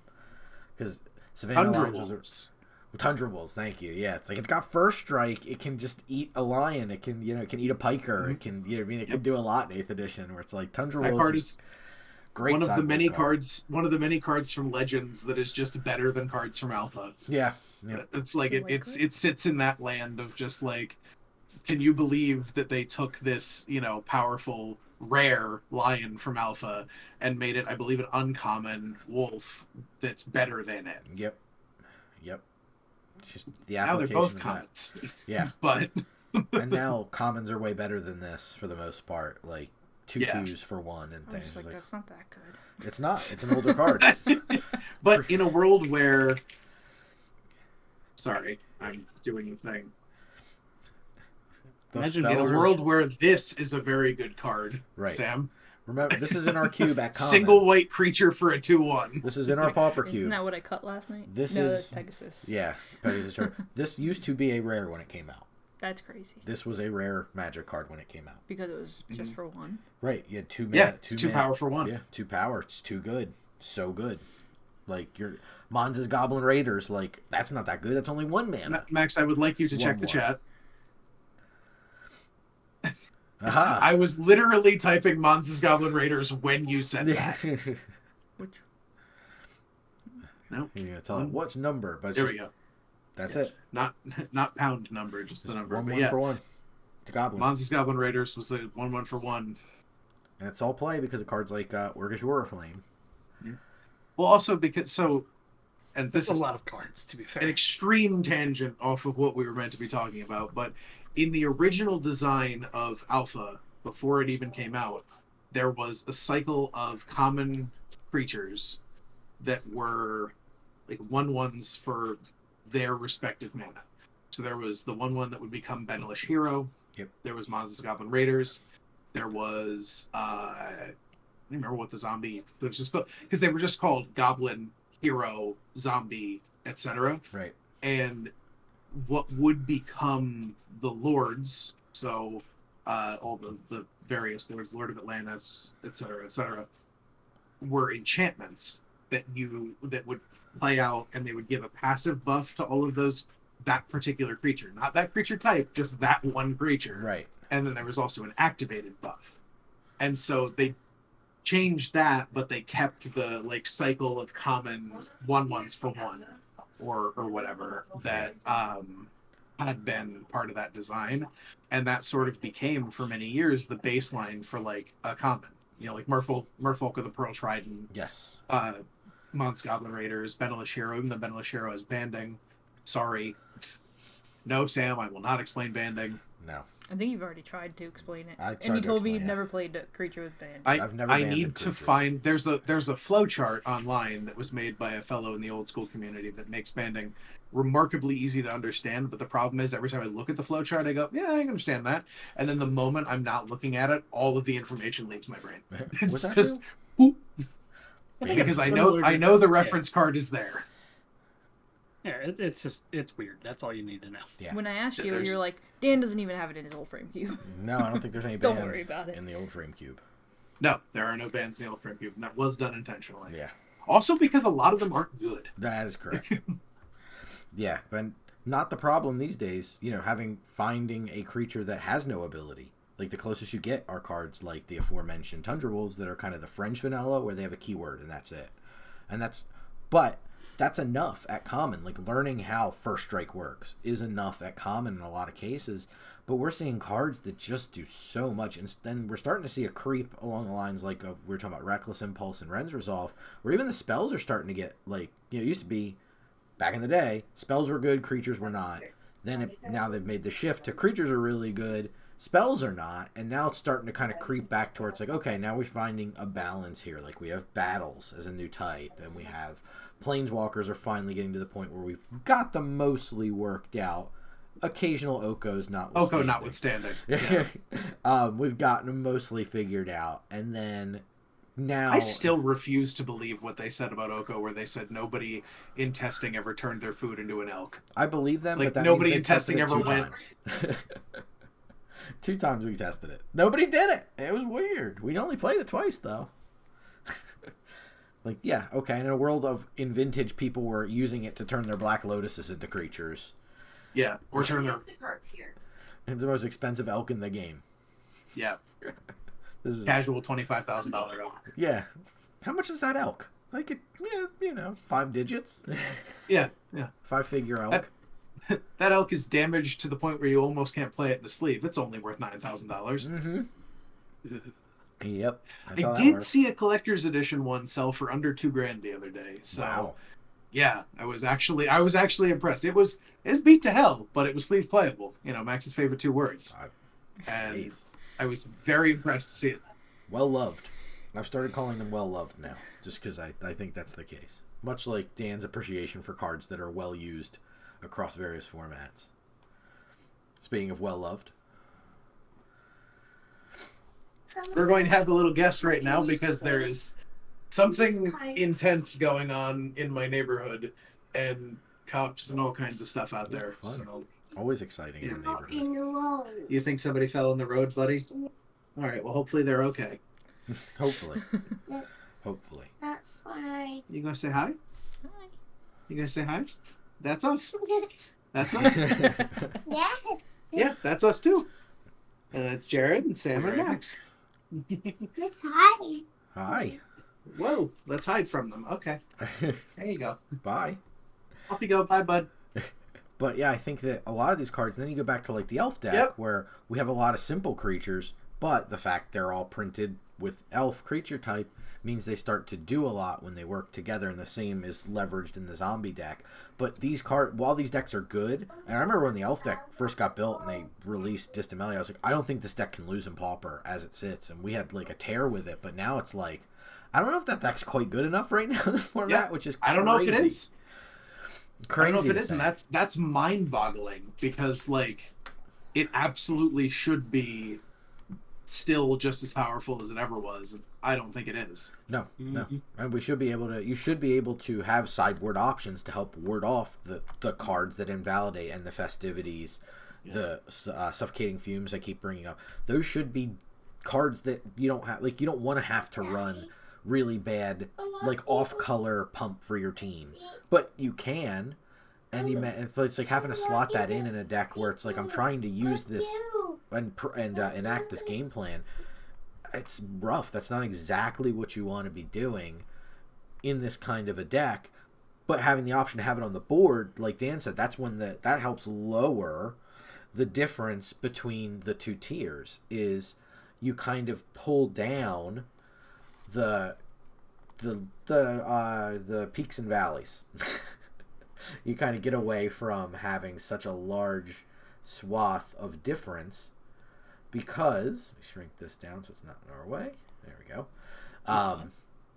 Doesn't have this big swath between these tier 1 decks and then the rest of the meta down here. It's just like whoop, which is what's happening. The better and better cards get printed, and the better and better the cards work together with the cards that are already in. It's difficult. Yeah. What were you playing a lot of when you were playing this last event? I just played Boros Artifacts. Like, I love that deck so much. That deck is sweet. And like, I'm super excited for a couple new cards coming out in Lord of the Rings. Yeah. But yeah, I just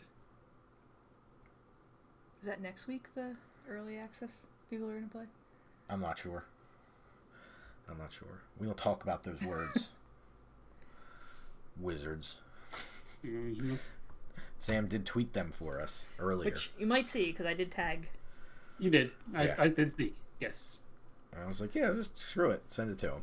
At first I was like, what? Because we also play a lot of Limited, if you're not familiar with the channel, and thanks for watching. Lots of limited, lots of pauper. So we're always talking commons because that's the predominance of what you draft, and what you play within a draft or sealed event is the commons. You get some uncommons in there and occasional rares and very unfair mythic rares from time to time. But the bulk of what you're dealing with are commons.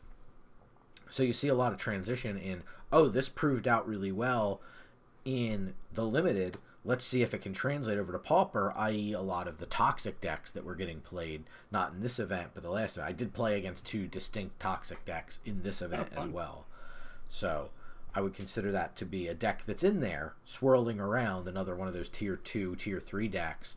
But you get those tier 1 decks, they continue to get elevated, and they continue to require all of us who don't want to necessarily play the tier 1 decks, or even the tier 1 decks themselves, to have an answer for the respective deck they're worried about. So it's a tough one, and I think one that is going to feel tense. And I know I was talking to our friend Artemis Siege about this when we were playing. It feels like Mask is an unfair card because it's just like, I just don't feel like running Enchantment Hate or Edicts in the main, and like especially when the Edicts aren't great. Like Innocent Blood's by far your best Edict. And it's like, but if you're playing a creature deck or a, you know what I mean, like a more linear style mid-range deck, you can't really play Innocent Blood because you're losing too much value sacrificing a creature of your own. So you have to play one of the 3-drop Edicts, and they're just not that good. It's like, I don't want to have to play this just to deal with one deck. I'm just going to hope to fade it. Or if it's just like, if they go second turn, third turn Jungle Board Pioneer, I'll just scoop and move on. And then that feeds back into the problem we were talking about of hasty concession. So it's like, I think a lot of the problems we see in the format tend to exist because we've dealt with a format that's only been allowed to exist in a world of best of one thus far, but has existed for quite a long time within the program. So I think it's a format that could easily be branched out. I really wish that there was consideration for something. I understand you're going to divide your player base. It means that there's longer wait times in queues. There's less people. The more you have to do, the more people are going to do. And that means the smaller groups are going to be doing each of those things. Where if you focus it, you have larger groups. So it makes wait times go down. I get it. Player experience is a huge part of the program like this. You're not going to play it if the player experience sucks. Yeah. Or you'll do what we do where you complain about it and then play it anyway. I think pretty much every streamer does that. But it's a tough road to hoe, and there's so many cool decks in the format, and I think that's one thing we've been championing since this format came out is beat the decks that are really good and then make a cool deck that beats those decks and then try to keep pushing the format forward. But it's hard. It's hard right now when there are looking like there are going to be 4 distinctly really strong, as Dan described them, pillars of the format. That's a hard thing to do. It's like, okay, cool, I'm going to be able to answer. I have a deck that wants to do a thing that's going to be able to answer a mid-range deck, a control deck, an aggro deck, and a combo deck. Oof. Yeah, it's asking a lot. It is. And it's like, all right, maybe it's incidentally good against one of those things, but maybe it won't be. Or maybe it's, if this lays, like Dan said, you get the shots where it's like, if they stumble, I can pick up a win off of it. Like, I'm 35% against that deck, or whatever. You know what I mean? It's definitely not close to half. But given the right circumstances, I can eke out wins, so it's not unwinnable, so I still want to play. I think the Storm deck is a phenomenal example of that. The deck is so cool. It's so interesting. It's not there. Don't get me wrong. It's not good. You have Galvanic Relay and Chatterstorm. Chatterstorm's banned in normal Pauper. It's illegal in Arena Pauper. But when you don't have not edicts, but rituals to keep gaining you mana and allow you to add to your storm count without losing any mana in your mana pool, the deck becomes significantly worse. Yeah, there's a lot more planning that has to take place, and that's just not necessarily a possibility. Exactly. In the normal style, Storm's tension is usually cards, right? Like, you need enough cards and you need the right cards. That's the tension. In Arena Pauper, the tension is the cards that you need to go off. You still need all that still applies. Plus, you have the tension of your mana not being good. So you don't have that relief of like, okay, good, this buys me a mana or two, or this lets me go off a turn or two sooner. You just don't have that because the format doesn't allow for it. And because it's a teamer-based deck, your mana all comes in tapped. So it's like, Explore could almost kind of be a pseudo crappy version of a ritual, but all your lands come in taps. You're playing these indestructible bridges so you can Cleansing Wildfire yourself in the early game. Like, that's not good enough. That's like you're playing Llanowar Elves because you need the mana acceleration, but they don't have haste, so they can't tap for mana. So that's not good enough. It's rough. It is a rough deck to play. It is a cool deck. It is such a fun deck. I was tickled watching my opponent try to go off, but I beat them, and I was just playing mono black control because I was just like, I know what cards to deal with, and I know how to deal with these. Then not gonna probably lose this one, so. You were very happy playing that. It was cool. It's fun to watch. It's such a treat of a deck, and the opponent was playing it well. It just wasn't. It's not there, you know. And it's like it's neat because they're gonna play against people who don't know how to beat it, and all they're doing is attacking with creatures, and all they're doing is saying, okay, you have to storm off in 5 turns or 6 turns, which the deck is capable of. But I was disrupting them in a different way, with disrupting their hand, disrupting their board state, monkeying around with all their, trying to gain card advantage myself, gaining life. They did get around that suffocating fumes with the... They did. What was first day of class? First day of class, triggers upon each squirrel entering off the storm. So the stack gets crazy looking. It's not just like all the squirrels come in, then all the triggers from first day go on the stack. It's doot, doot, doot, doot, doot, doot, doot, doot. So it was like, oh, okay, that's how that works. I didn't realize. They all piled on, and then all the triggers from first day piled on. Nope, not correct. So it was but it was fun to watch them do their thing, but not good enough. Like the mill deck is another good example where it's like it's almost there. It probably can be tightened down and almost get there, but it kind of can't. But I love the idea of the mill deck being good because then that actually gives you another angle of attack in the format. The same way a lot of the reason I was hoping like poison/toxic would be good, because like the more ways you can win, the more you can invalidate, which was one of the best decks for a long time, which was the life gainy tokens deck. With like, I play Soul Warden, I play Lunarch Veteran, I play what's that? The 2/2 for 2 Impassioned Orator. Like I play all these cards that gain life, and then you and I slowly blossom that into the drain and gain style version, where it's like, oh, look at all the win cons you can get off the back of this. Creature enters, gain life, and you have 6 or 7 triggers. Then you can start to turn it into this, oh, now you're losing life because of the Blight Priest coming out. And like that was a really fun deck and a really good deck for a long time. But now a lot of these other cards have just started to invalidate it, where it's just like, now I'm drawing so many cards, I can finally start to attack your early game, like the foundation of the deck, and not care, because by the late game I'm going to have just as many cards in hand now. Red does it via the Ren's Resolve and Reckless Impulse. White does it through that core of different card draw synergies along with core Skyfisher. It's crazy. The control decks already do it natively because that's how the deck's designed to do. So it's like all the big decks completely mop the floor with those life gain style decks now, which were really good. Those were a really strong option in the format. So decks that can just kind of be proactive and do their own thing, milling, poisoning, the Mogwart style deck of being able to just create an inevitability loop, all of those things are good. But it's hard to overcome, and even like the Golgari decks, which have gotten so many good options cheap to mill themselves with, and spells they can cast out of the graveyard, it's like they get a second hand on turn 4. It's like they have a 4-card hand and a 6-card hand, so they're cheating. But that's what the deck's designed to do, and they still can't compete with that mid-range engine. Or there's enough control elements now, and we're starting to see some mainboard artifact hate. A whole bunch. Your deck was playing Bajuka Bog. It was playing Rotten Reunion. All these decks are starting to put incremental. My Boros deck plays the little 1/2 or 1/3 for 2 that gains you life, destroys an enchantment, or exiles a card from a graveyard, because I think it's Dawnbringer Cleric, maybe. Yeah.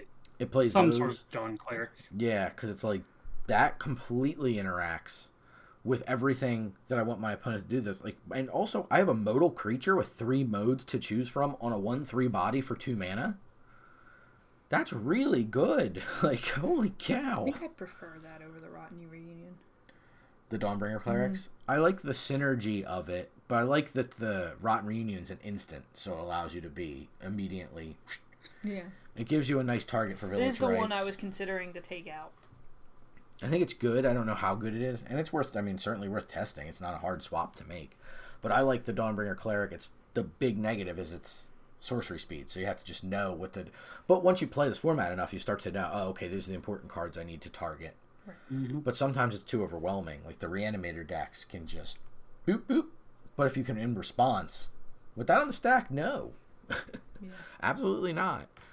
You can deal with it, which is really nice. It's the reason why Relic of Progenitus is so good in Paper Pauper, because you can just sit there and remove any card you want from your graveyard, and then when they really go to do some shenanigans, like, all right, I'm paying a mana. Nobody has graveyards no more. And I get a free card. And I get a plus a bonus card. Whew, man, that card does so much damage for one colorless mana. Yeah, like, I think early EDH before Soul Ring was literally in every precon. That was my, like, I almost liked that more than top on turn one, because I'm like, I feel like this does so much for me. Mm-hmm. Absolutely does. It's just that nice, like, you just feel good. Like, it's okay, I got Relic of Progenitus. They're not effing around in the graveyard because I got Relic of Progenitus. Yeah. I will gladly turn off a Deathbringer Shaman. Yeah. It's... Deathrite Shaman? Deathrite Shaman, yep. It's such a valuable card. I'm glad it's one we don't have currently because we don't need it in this format yet. No. Getting to where the graveyard can be a problem. I just mentioned the Mogwarts deck. That can be an annoyance and totally broken up with... That's a good reason. That might be the reason, to be honest, because you got that from the Arena Pauper Discord. And free to join, by the way. You should if you haven't, because there's a lot of cool stuff in there. And that is a deck. The Mogwarts deck is an actual playable deck. So they probably are like, oh, once the Putrid Goblin goes in with the persist trigger on the stack, you get to get them with the Rotten Reunion. Get them. Yeah. So we're discussing the tier 2 decks and why kind of there's that swath of that big gap in there between these kind of decks we're discussing. And when you see, but that's become the kind of the bat signal for us of when a deck's real, where it's just like, I don't feel ridiculous coming to you guys and saying, all right, we've been talking about 3 decks are the best decks. I feel like once somebody really continues to refine this and finds the best version of this deck, it's going to be, and I think it's already close enough that it's going to be now we have the mid-range criteria to sketch in this top piece, and it makes it harder for everybody else who's like, I'm trying to do a thing. So I mean, I hope that my hope beyond hope is that we get a couple of cards that would help tie the room together for a mill deck, and that we can continue to try to get pieces that maybe proliferate or interact favorably with poison counters, so we can get to a point where maybe there's these alternate wins are ways to attack these styles of decks, where it's like I can enact a game plan that's very difficult for you because now you're being asked to do the thing I was already asked to be doing, and that's being stretched too thin by this thing's existence. So in a world where we do not get a Wizards is like, you know what, we'll gift you all with best of 3s from time to time. If we don't have that, or you're not playing on the Arena Pauper Discord and they have events all the time that are best of 3, you get the ability to maybe compete in the ways we discussed by kind of finding the strategy that acts on an axis that's very, very hard for these other decks to deal with. And it's difficult to ask because all of them do such distinctly different things in distinctly powerful ways. But it is, I think, very doable. Yeah, I think so. I think that's accurate. Yeah, and that's why I'm like, we're not coming to this being like, oh no, there's a problem here in Pauper Land. Yeah, I don't think it's the sky is falling, not but at all. I think it's, we need to be aware of this. Yeah.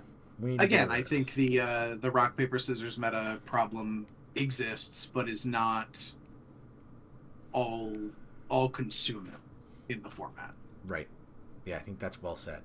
And just something to be aware of. Yeah, it's something that you definitely can work on over time, and with careful, like, they're going to keep introducing cards. Like, let us not forget that there is like the framework of affinity that exists in Arena Pauper. Like, there are certainly ways that you can do. The bridges now exist as indestructible artifact mana sources. They're so powerful. So powerful. We have the Deadly Disputes, indestructible? Reckoner's Bargain, plus Ichor Wellspring synergies. We're going to have Wizard Rockets soon to kind of do a version of what Chromatic Star does in the Tron and Affinity decks. So we're always getting closer to an Affinity deck existing. We're like a Galvanic Blast away from it being a real deck, and then all of a sudden that's going to change the texture of the format again in a really unique and interesting way that's going to require us to go, well, I got to run these cards. This card says artifact and enchantment, so I kind of need to play it. So we're going to start. I had somebody play Revoke Existence against me. Multiple copies of Revoke Existence against me, which is like a standard sideboard card for real Pauper, right? Like it's like, I have 2 of these or 3 of these because I have to play against Bogles, but I also need more than just my 4 Dust to Dusts against Affinity. So I need like 7 sideboard cards to deal with Affinity because it's that good. I mean, we'll see. I don't think Gear Seeker's legal, right? I'm pretty sure it's not legal in Arena. Gear Seeker Serpent? Yeah. I don't see it. Select the format, historic. Oh, yep, no, it is. I see it. Here it is. So we have that. That's the other top end. I mean, like, so maybe like a Galvanic Blast and Frogmite, and we're kind of on, you know what I mean, onward and upward from there. God forbid Mirror Enforcer. He's already there. Oh, really? The Enforcer's there. When did Mirror Enforcer come on the top Arena? The top end of this deck exists. It's those once Wizard Rockets come on, and we're going to start to fill in with the little. I mean, it's going to be interesting. I think it's almost there. Isn't that a song? Almost there. Isn't that a Disney song? Yes. Probably. Almost there, right? I think it is, right? Not crazy. A little crazy. Well, not about this Disney song anyway. Chat. There it is. Okay. Let me see here. Yes, it's a Disney song. What Disney movie is it? Princess and the Frog. Thank you. What a good underrated. Film featuring my second favorite Disney villain song. That's a good one. Friends on the Other Side is my second favorite after Hellfire from Hunchback. Also good. It's a great villain song. That is. I have very strong opinions about Disney villain songs specifically. There's some really good ones. Good ones. And then you have Jafar. The one I can never remember the name of that Ursula sings. Poor Unfortunate Souls. Great. Also a great villain song. Yeah. The Gaston song, one of my favorites. Yep. Also good. He's the villain. It's not really. It's just about how awesome he is. But whatever. No one fights like Gaston. That's valid. Yeah. I think as I've rewritten that, no one fights like Gaston, no one fucks like Gaston, no one dives right down deep into muff like Gaston. This is true. I've heard him say that. Now we all have. He uses antlers in all of his decorating.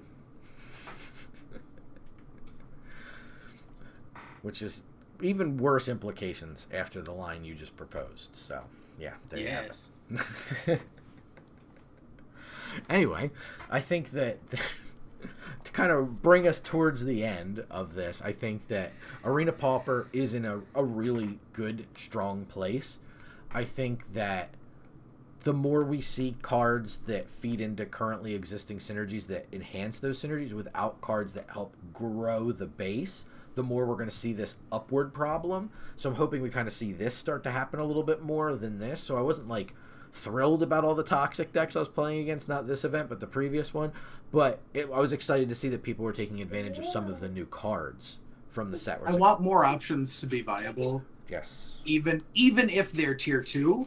Yes. Because you can still steal a win, and if enough people are out there playing tier 2 decks, yes, the tier 1 decks are going to float to the top, but your odds of running into them are slightly lower. Right. Like Jared brought up the while you were gone, Dan, that he was playing our Koldatha style Boros artifacts come in and create triggers deck, which we built, oh my god, like a million years ago when Kaladesh first we've came had that out. for a while. Yeah, we've been playing that for a minute, and it's just that deck can't exist because it kind of just doesn't care too much. Like Jared said, like put your enchantment based removal in there. That's cool. Realmbreaker's Grasp, yeah, it's amazing. We have Arrest for 2 mana. Like that's ridiculous.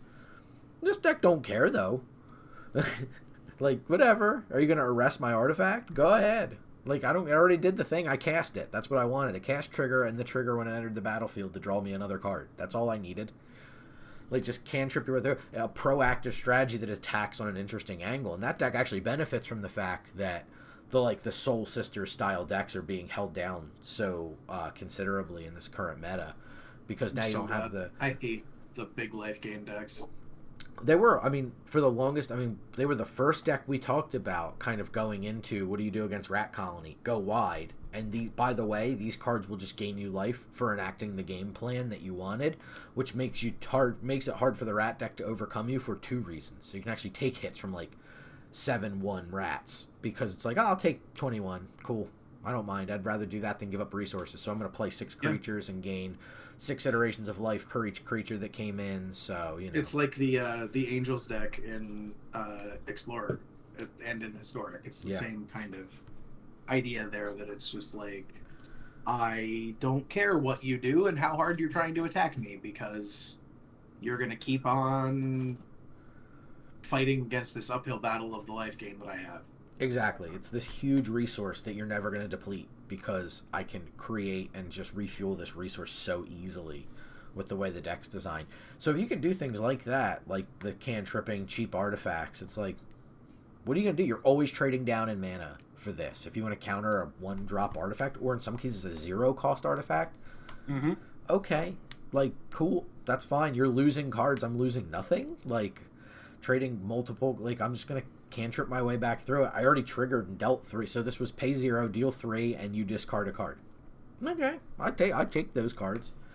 And that makes it really hard for those mid-range style decks to fight, because it's like, ooh, like every card, like they're keeping up with me in number of cards, but they're also getting those extra triggers that are hurting me. So it's like, and I can't shove in fast enough. But, you know, it's all really good, and that's a good example of it. So I'd love to see, like Dan said, the base widen means that as the tree grows, it stays stable, right? Like, that's the idea, is we want to make sure the format stays stable. We don't want it to get top heavy.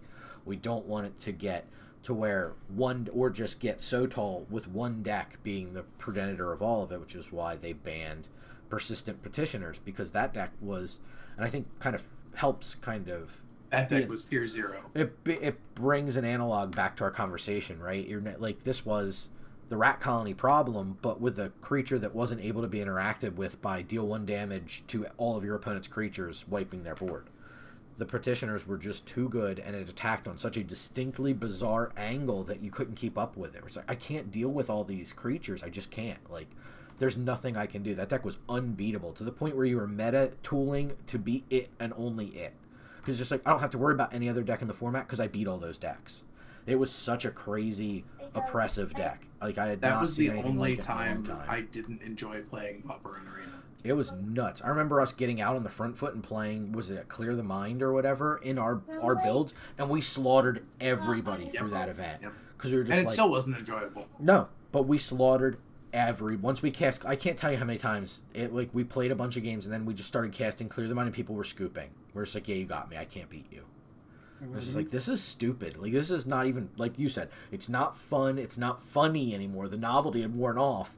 It was stupid by then. We're like, yeah, this sucks. This really sucks.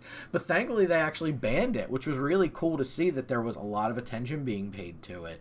At least somebody paid enough attention to go, this is not good. Right. No, I think that's really awesome, and I don't think because Mask has existed, and I know there's been an outcry for a ban of Mask because it frustrates people. But there should be frustrating single Magic cards. 4 cards in a 60-card deck is not a reason to ban. Like, I hate these 4 cards. If Mask wasn't there, would there still be a hexproof deck? Yeah, probably in some fashion. People would at least play it for fun. It wouldn't be nearly as good. The payoff wouldn't be as strong. Because there was a hexproof deck before Mask was on Arena. Exactly. Yep. Yeah, how many times we play against, we're just like, oh, wow, they played Candlelight Vigil or whatever that card was from War of the Spark, or in that block somewhere. Like +3/+3 for 4 or something with Vigilance, where it's like, I'm just going to load these up on Healer's Hawks and then give it protection from a color if you try to kill it. Like, Healer's Hulk. Healer's Hulk. Yeah, that's why we call it that, because of that damn that stupid deck where it's just like, oh my god, why do they always have the probe from a color card when I go to kill this?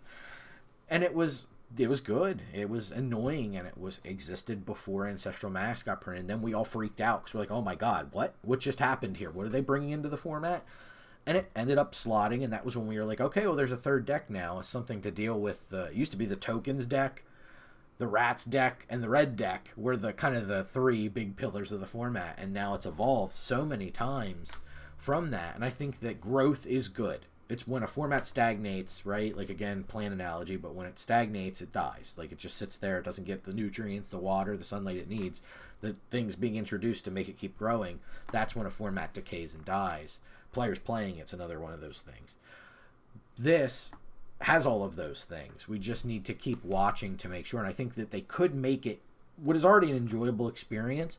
And I haven't heard anybody, even people I talk to who like play a midweek Magic just to get the card rewards and stuff, they're like, oh yeah, I played that format, it's really fun. And again, they're taking the time to look up a list that's like, oh cool, the format's grown, let me see what people are playing.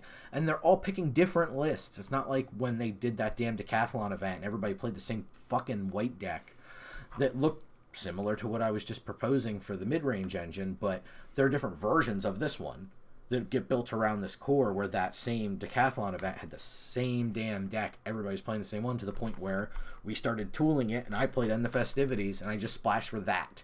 And I was like, I'm going to splash End the Festivities, and I beat the decks because I was splashing End the Festivities. And I was like, yeah, I wreck your board. You may be able to rebuild, but not as fast as I am able to continue to build and just start slamming mana into my unicorns and kill you. Such nonsense. Yeah, that was as bad as Petitioners was, that little moment in time for that decathlon event, which was supposed to be historic, but somebody effed up and accidentally made it standard, which was like unbelievable. Like, just walk back, guys. Like, no, we're gonna keep it that way. Great, love that. Admit you make a mistake, but don't change it. Yeah, exactly. This is a mistake. Exactly. We realize it's still happening. Yeah, we know. Yeah, we're not going to change it. We're just going to tell you we made a mistake. That's right. We just want to acknowledge it. But we're just going to keep letting all this fire burn and burn and burn. So that's difficult. We'll just put it over there next to the rest of the fire. That's right. That's right. So I think that this is a good thing. I'm happy to see that we went from all the toxic decks. People started to kind of like, see from the last event that there are ways to beat these strategies, and kept evolving. And now we have what looks to be a complete new archetype kind of breaking in and giving us for the first time a cool mid-range is something we've been begging for, where it's like the green decks can't do it. Like, they can't break through with a mid-range deck, even with their 5 mana 5/4 tramples that die and draw a card, and their 5 mana 4/4 tramples that enter the battlefield and draw a card. Looking at you, Albert. They still can't break Alberto? in. Alberto. They can't break in. They can't do it. Even Jewel Thief can't do it. And that's a card that's the most staggering thing to me. Like, that the fact that every Pauper format hasn't been like abused by that card is so unbelievably staggering to me. Like, that card is, I agree, like, amazing. It is. And a play pattern that is legal in this format is turn 1 Llanowar Elf, turn 2 Jewel Thief. That's real. That is a 3/3 Vigilant Trampler that excels your mana. Crazy. If you took that card back to 1993 and showed it to Richard Garfield, blood would shoot out of his nose. Oh yeah, like, no, Magic cards will never be this good. That creature's way too powerful. There's a 3/3 Vigilant Trample for 3. And it's a common. Yeah, was it Rampaging Elephant, right? Was the I guess the closest analog? Right, Rampaging Elephant? Elephant something. Yeah, he's 1 green, right? War Elephant? Is it War Elephant? Sounds like it could be right. War Elephant is War Elephant is 3 and a white banding trample 2/2. Oh, that is not what I'm talking about. Banding comes up again. I don't like that elephant. Banding will never go away. It won't. It won't. As long as there are people old enough to have experienced banding, it will never go away. War Mammoth. 3/3 trample for 4. Okay, yeah. Kittens. And I remember playing at times where that was like, oh, how do I beat that thing? That's good stats right there. I hope I can draw a Dark Banishing. Like, that's what I was thinking. And now it's just that Jewel Thief exists. And the play pattern, the fact you can get that out on turn 2, is pretty scary. There's actually, because you can play 8 Llanowar Elves, right? Because you have Mystic, I believe, which is legal too. Right? Elvish Mystic? I'm almost certain. Green. I don't see it. Am I crazy? There's Woodland Mystic, which is a 2 mana 1/1. What if I just search Elf? I only search green. Llanowar Elves.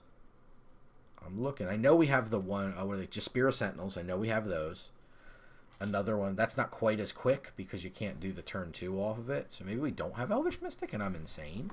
Or maybe I don't have it filtered for don't own. Or not collected, I guess is the... Yep, Elvish Mystic. I just don't have any. Which is surprising, actually. I think that... No. You know what? That helps typify my point. that just Yep. shines a lantern on. I don't have 4 of them crafted because I just simply haven't had the need for it because a green deck There's no hasn't been need, good yeah. enough. Findhorn elves, are they legal too? I don't see them. No, I don't see those ones. Mm-mm. Thank goodness. No offense for you Findhorn elves lovers, Dan.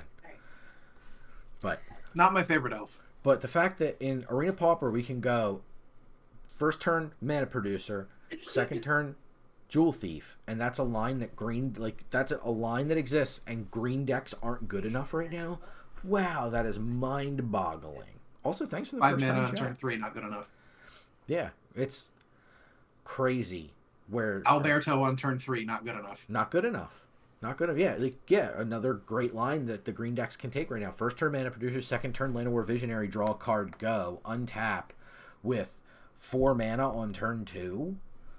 Like, what? Like, that's a line that you can take in this format, and it's not a line that people are playing because it's so easily answered by the decks that are already very good. Bolting the Bird, easy for the red decks. 2 mana Make Disappears for the control decks. Or the 1 mana Disfigure into 2 mana removal spell, Last Gasp, Grasp of Darkness, any of those things. And then, goodness forbid, the Tendrils later on for Mono Black. Like, it's just so many ways. The white decks just can throw endless creatures in front and then eventually start using the Petrar's Humiliation to wipe the board and remove the text boxes from all of these cards. It's nuts how I don't easily like these the cards are remove the answered. text box part of that at all. Pauper Drift and Cube is your jam. Well, you're in the right place. We do some Pauper cubing here. Sam and I keep track of a Pauper cube. Dan was until he conceded to us, since he's like, why do we need 2 Pauper cubes? We like cube once like every 2 months. Given how infrequently we cube, it made no sense for 2 people in a group of 8 to have 2 pauper cubes. Yes. So yeah, we're down for any kind of Pauper drafting, Pauper cube, 100% with you there. You're in the right place. Yes. And I'm not even going to try to pronounce that. No, I didn't want to Jivara? make an ass out of myself. I'm going to say Jivara. I've done that probably already 12 times during this discussion, but I didn't want to do it again. But we really do appreciate the contribution in there. Good to see a new name. Love it. And we just had Arena Pauper fire this past week, so as the midweek magic. So we were taking some time to discuss what it looks like, because we haven't come up for air for that format for a while. And we were talking about it's in a healthy place, but a potential to not be if things kind of don't keep going trotting the careful path they've been trotting in the format. So we're all just fingers crossed for best of 3 event at some point, because I really think that would get people fired up and interested in the format, because it's just such a good one for sure. Anybody have anything else they want to add to this? Is a pretty thorough discussion on the state of affairs with concern to Pauper at this point. To be perfectly Thanks, honest, man. I think we've probably put as much thought into it as anybody at WotC has recently. No, I agree with you. Even Gavin. Take that, Gavin. Gotcha. Gavin's been busy with Universes Beyond. This is true. Oh, them universes. They are beyond. But we do owe, if you're not familiar with the stream, if you subscribe, we call you a friend, and because we appreciate it. You know, you're doing a lot for us. That does not go unacknowledged. Even the chats and everything are great. We really appreciate that. But the sub is just... So, for some reason, instead of calling you out and praising you, we punish you by singing.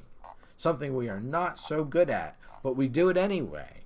And we will sing the song, and then we will head on out for the evening. I really appreciate everybody hanging out, as I'm sure Dan and Jared do as well. They've been a Very pretty much healthy group of folks hanging with us. Really appreciate it. And Sam was here too, which is it was a good perspective when we needed you for a newer player in the Pauper experience. So it's Or to just valuable. be confused by things like banding. That's right. And make Jared explain flanking. So a lot to. She plays a really good straight man to our, collective 70 plus years of Magic playing. That's right. Oh God. No. No. So for the 25 for me. So for the YouTubers, I'm going to spare you singing the song. Thank you so much. Do the YouTube stuff if you like this. If you want to see more of it, we will keep doing it. Drop us a comment, give us some love, subscribe, all that good stuff. And thanks for hanging.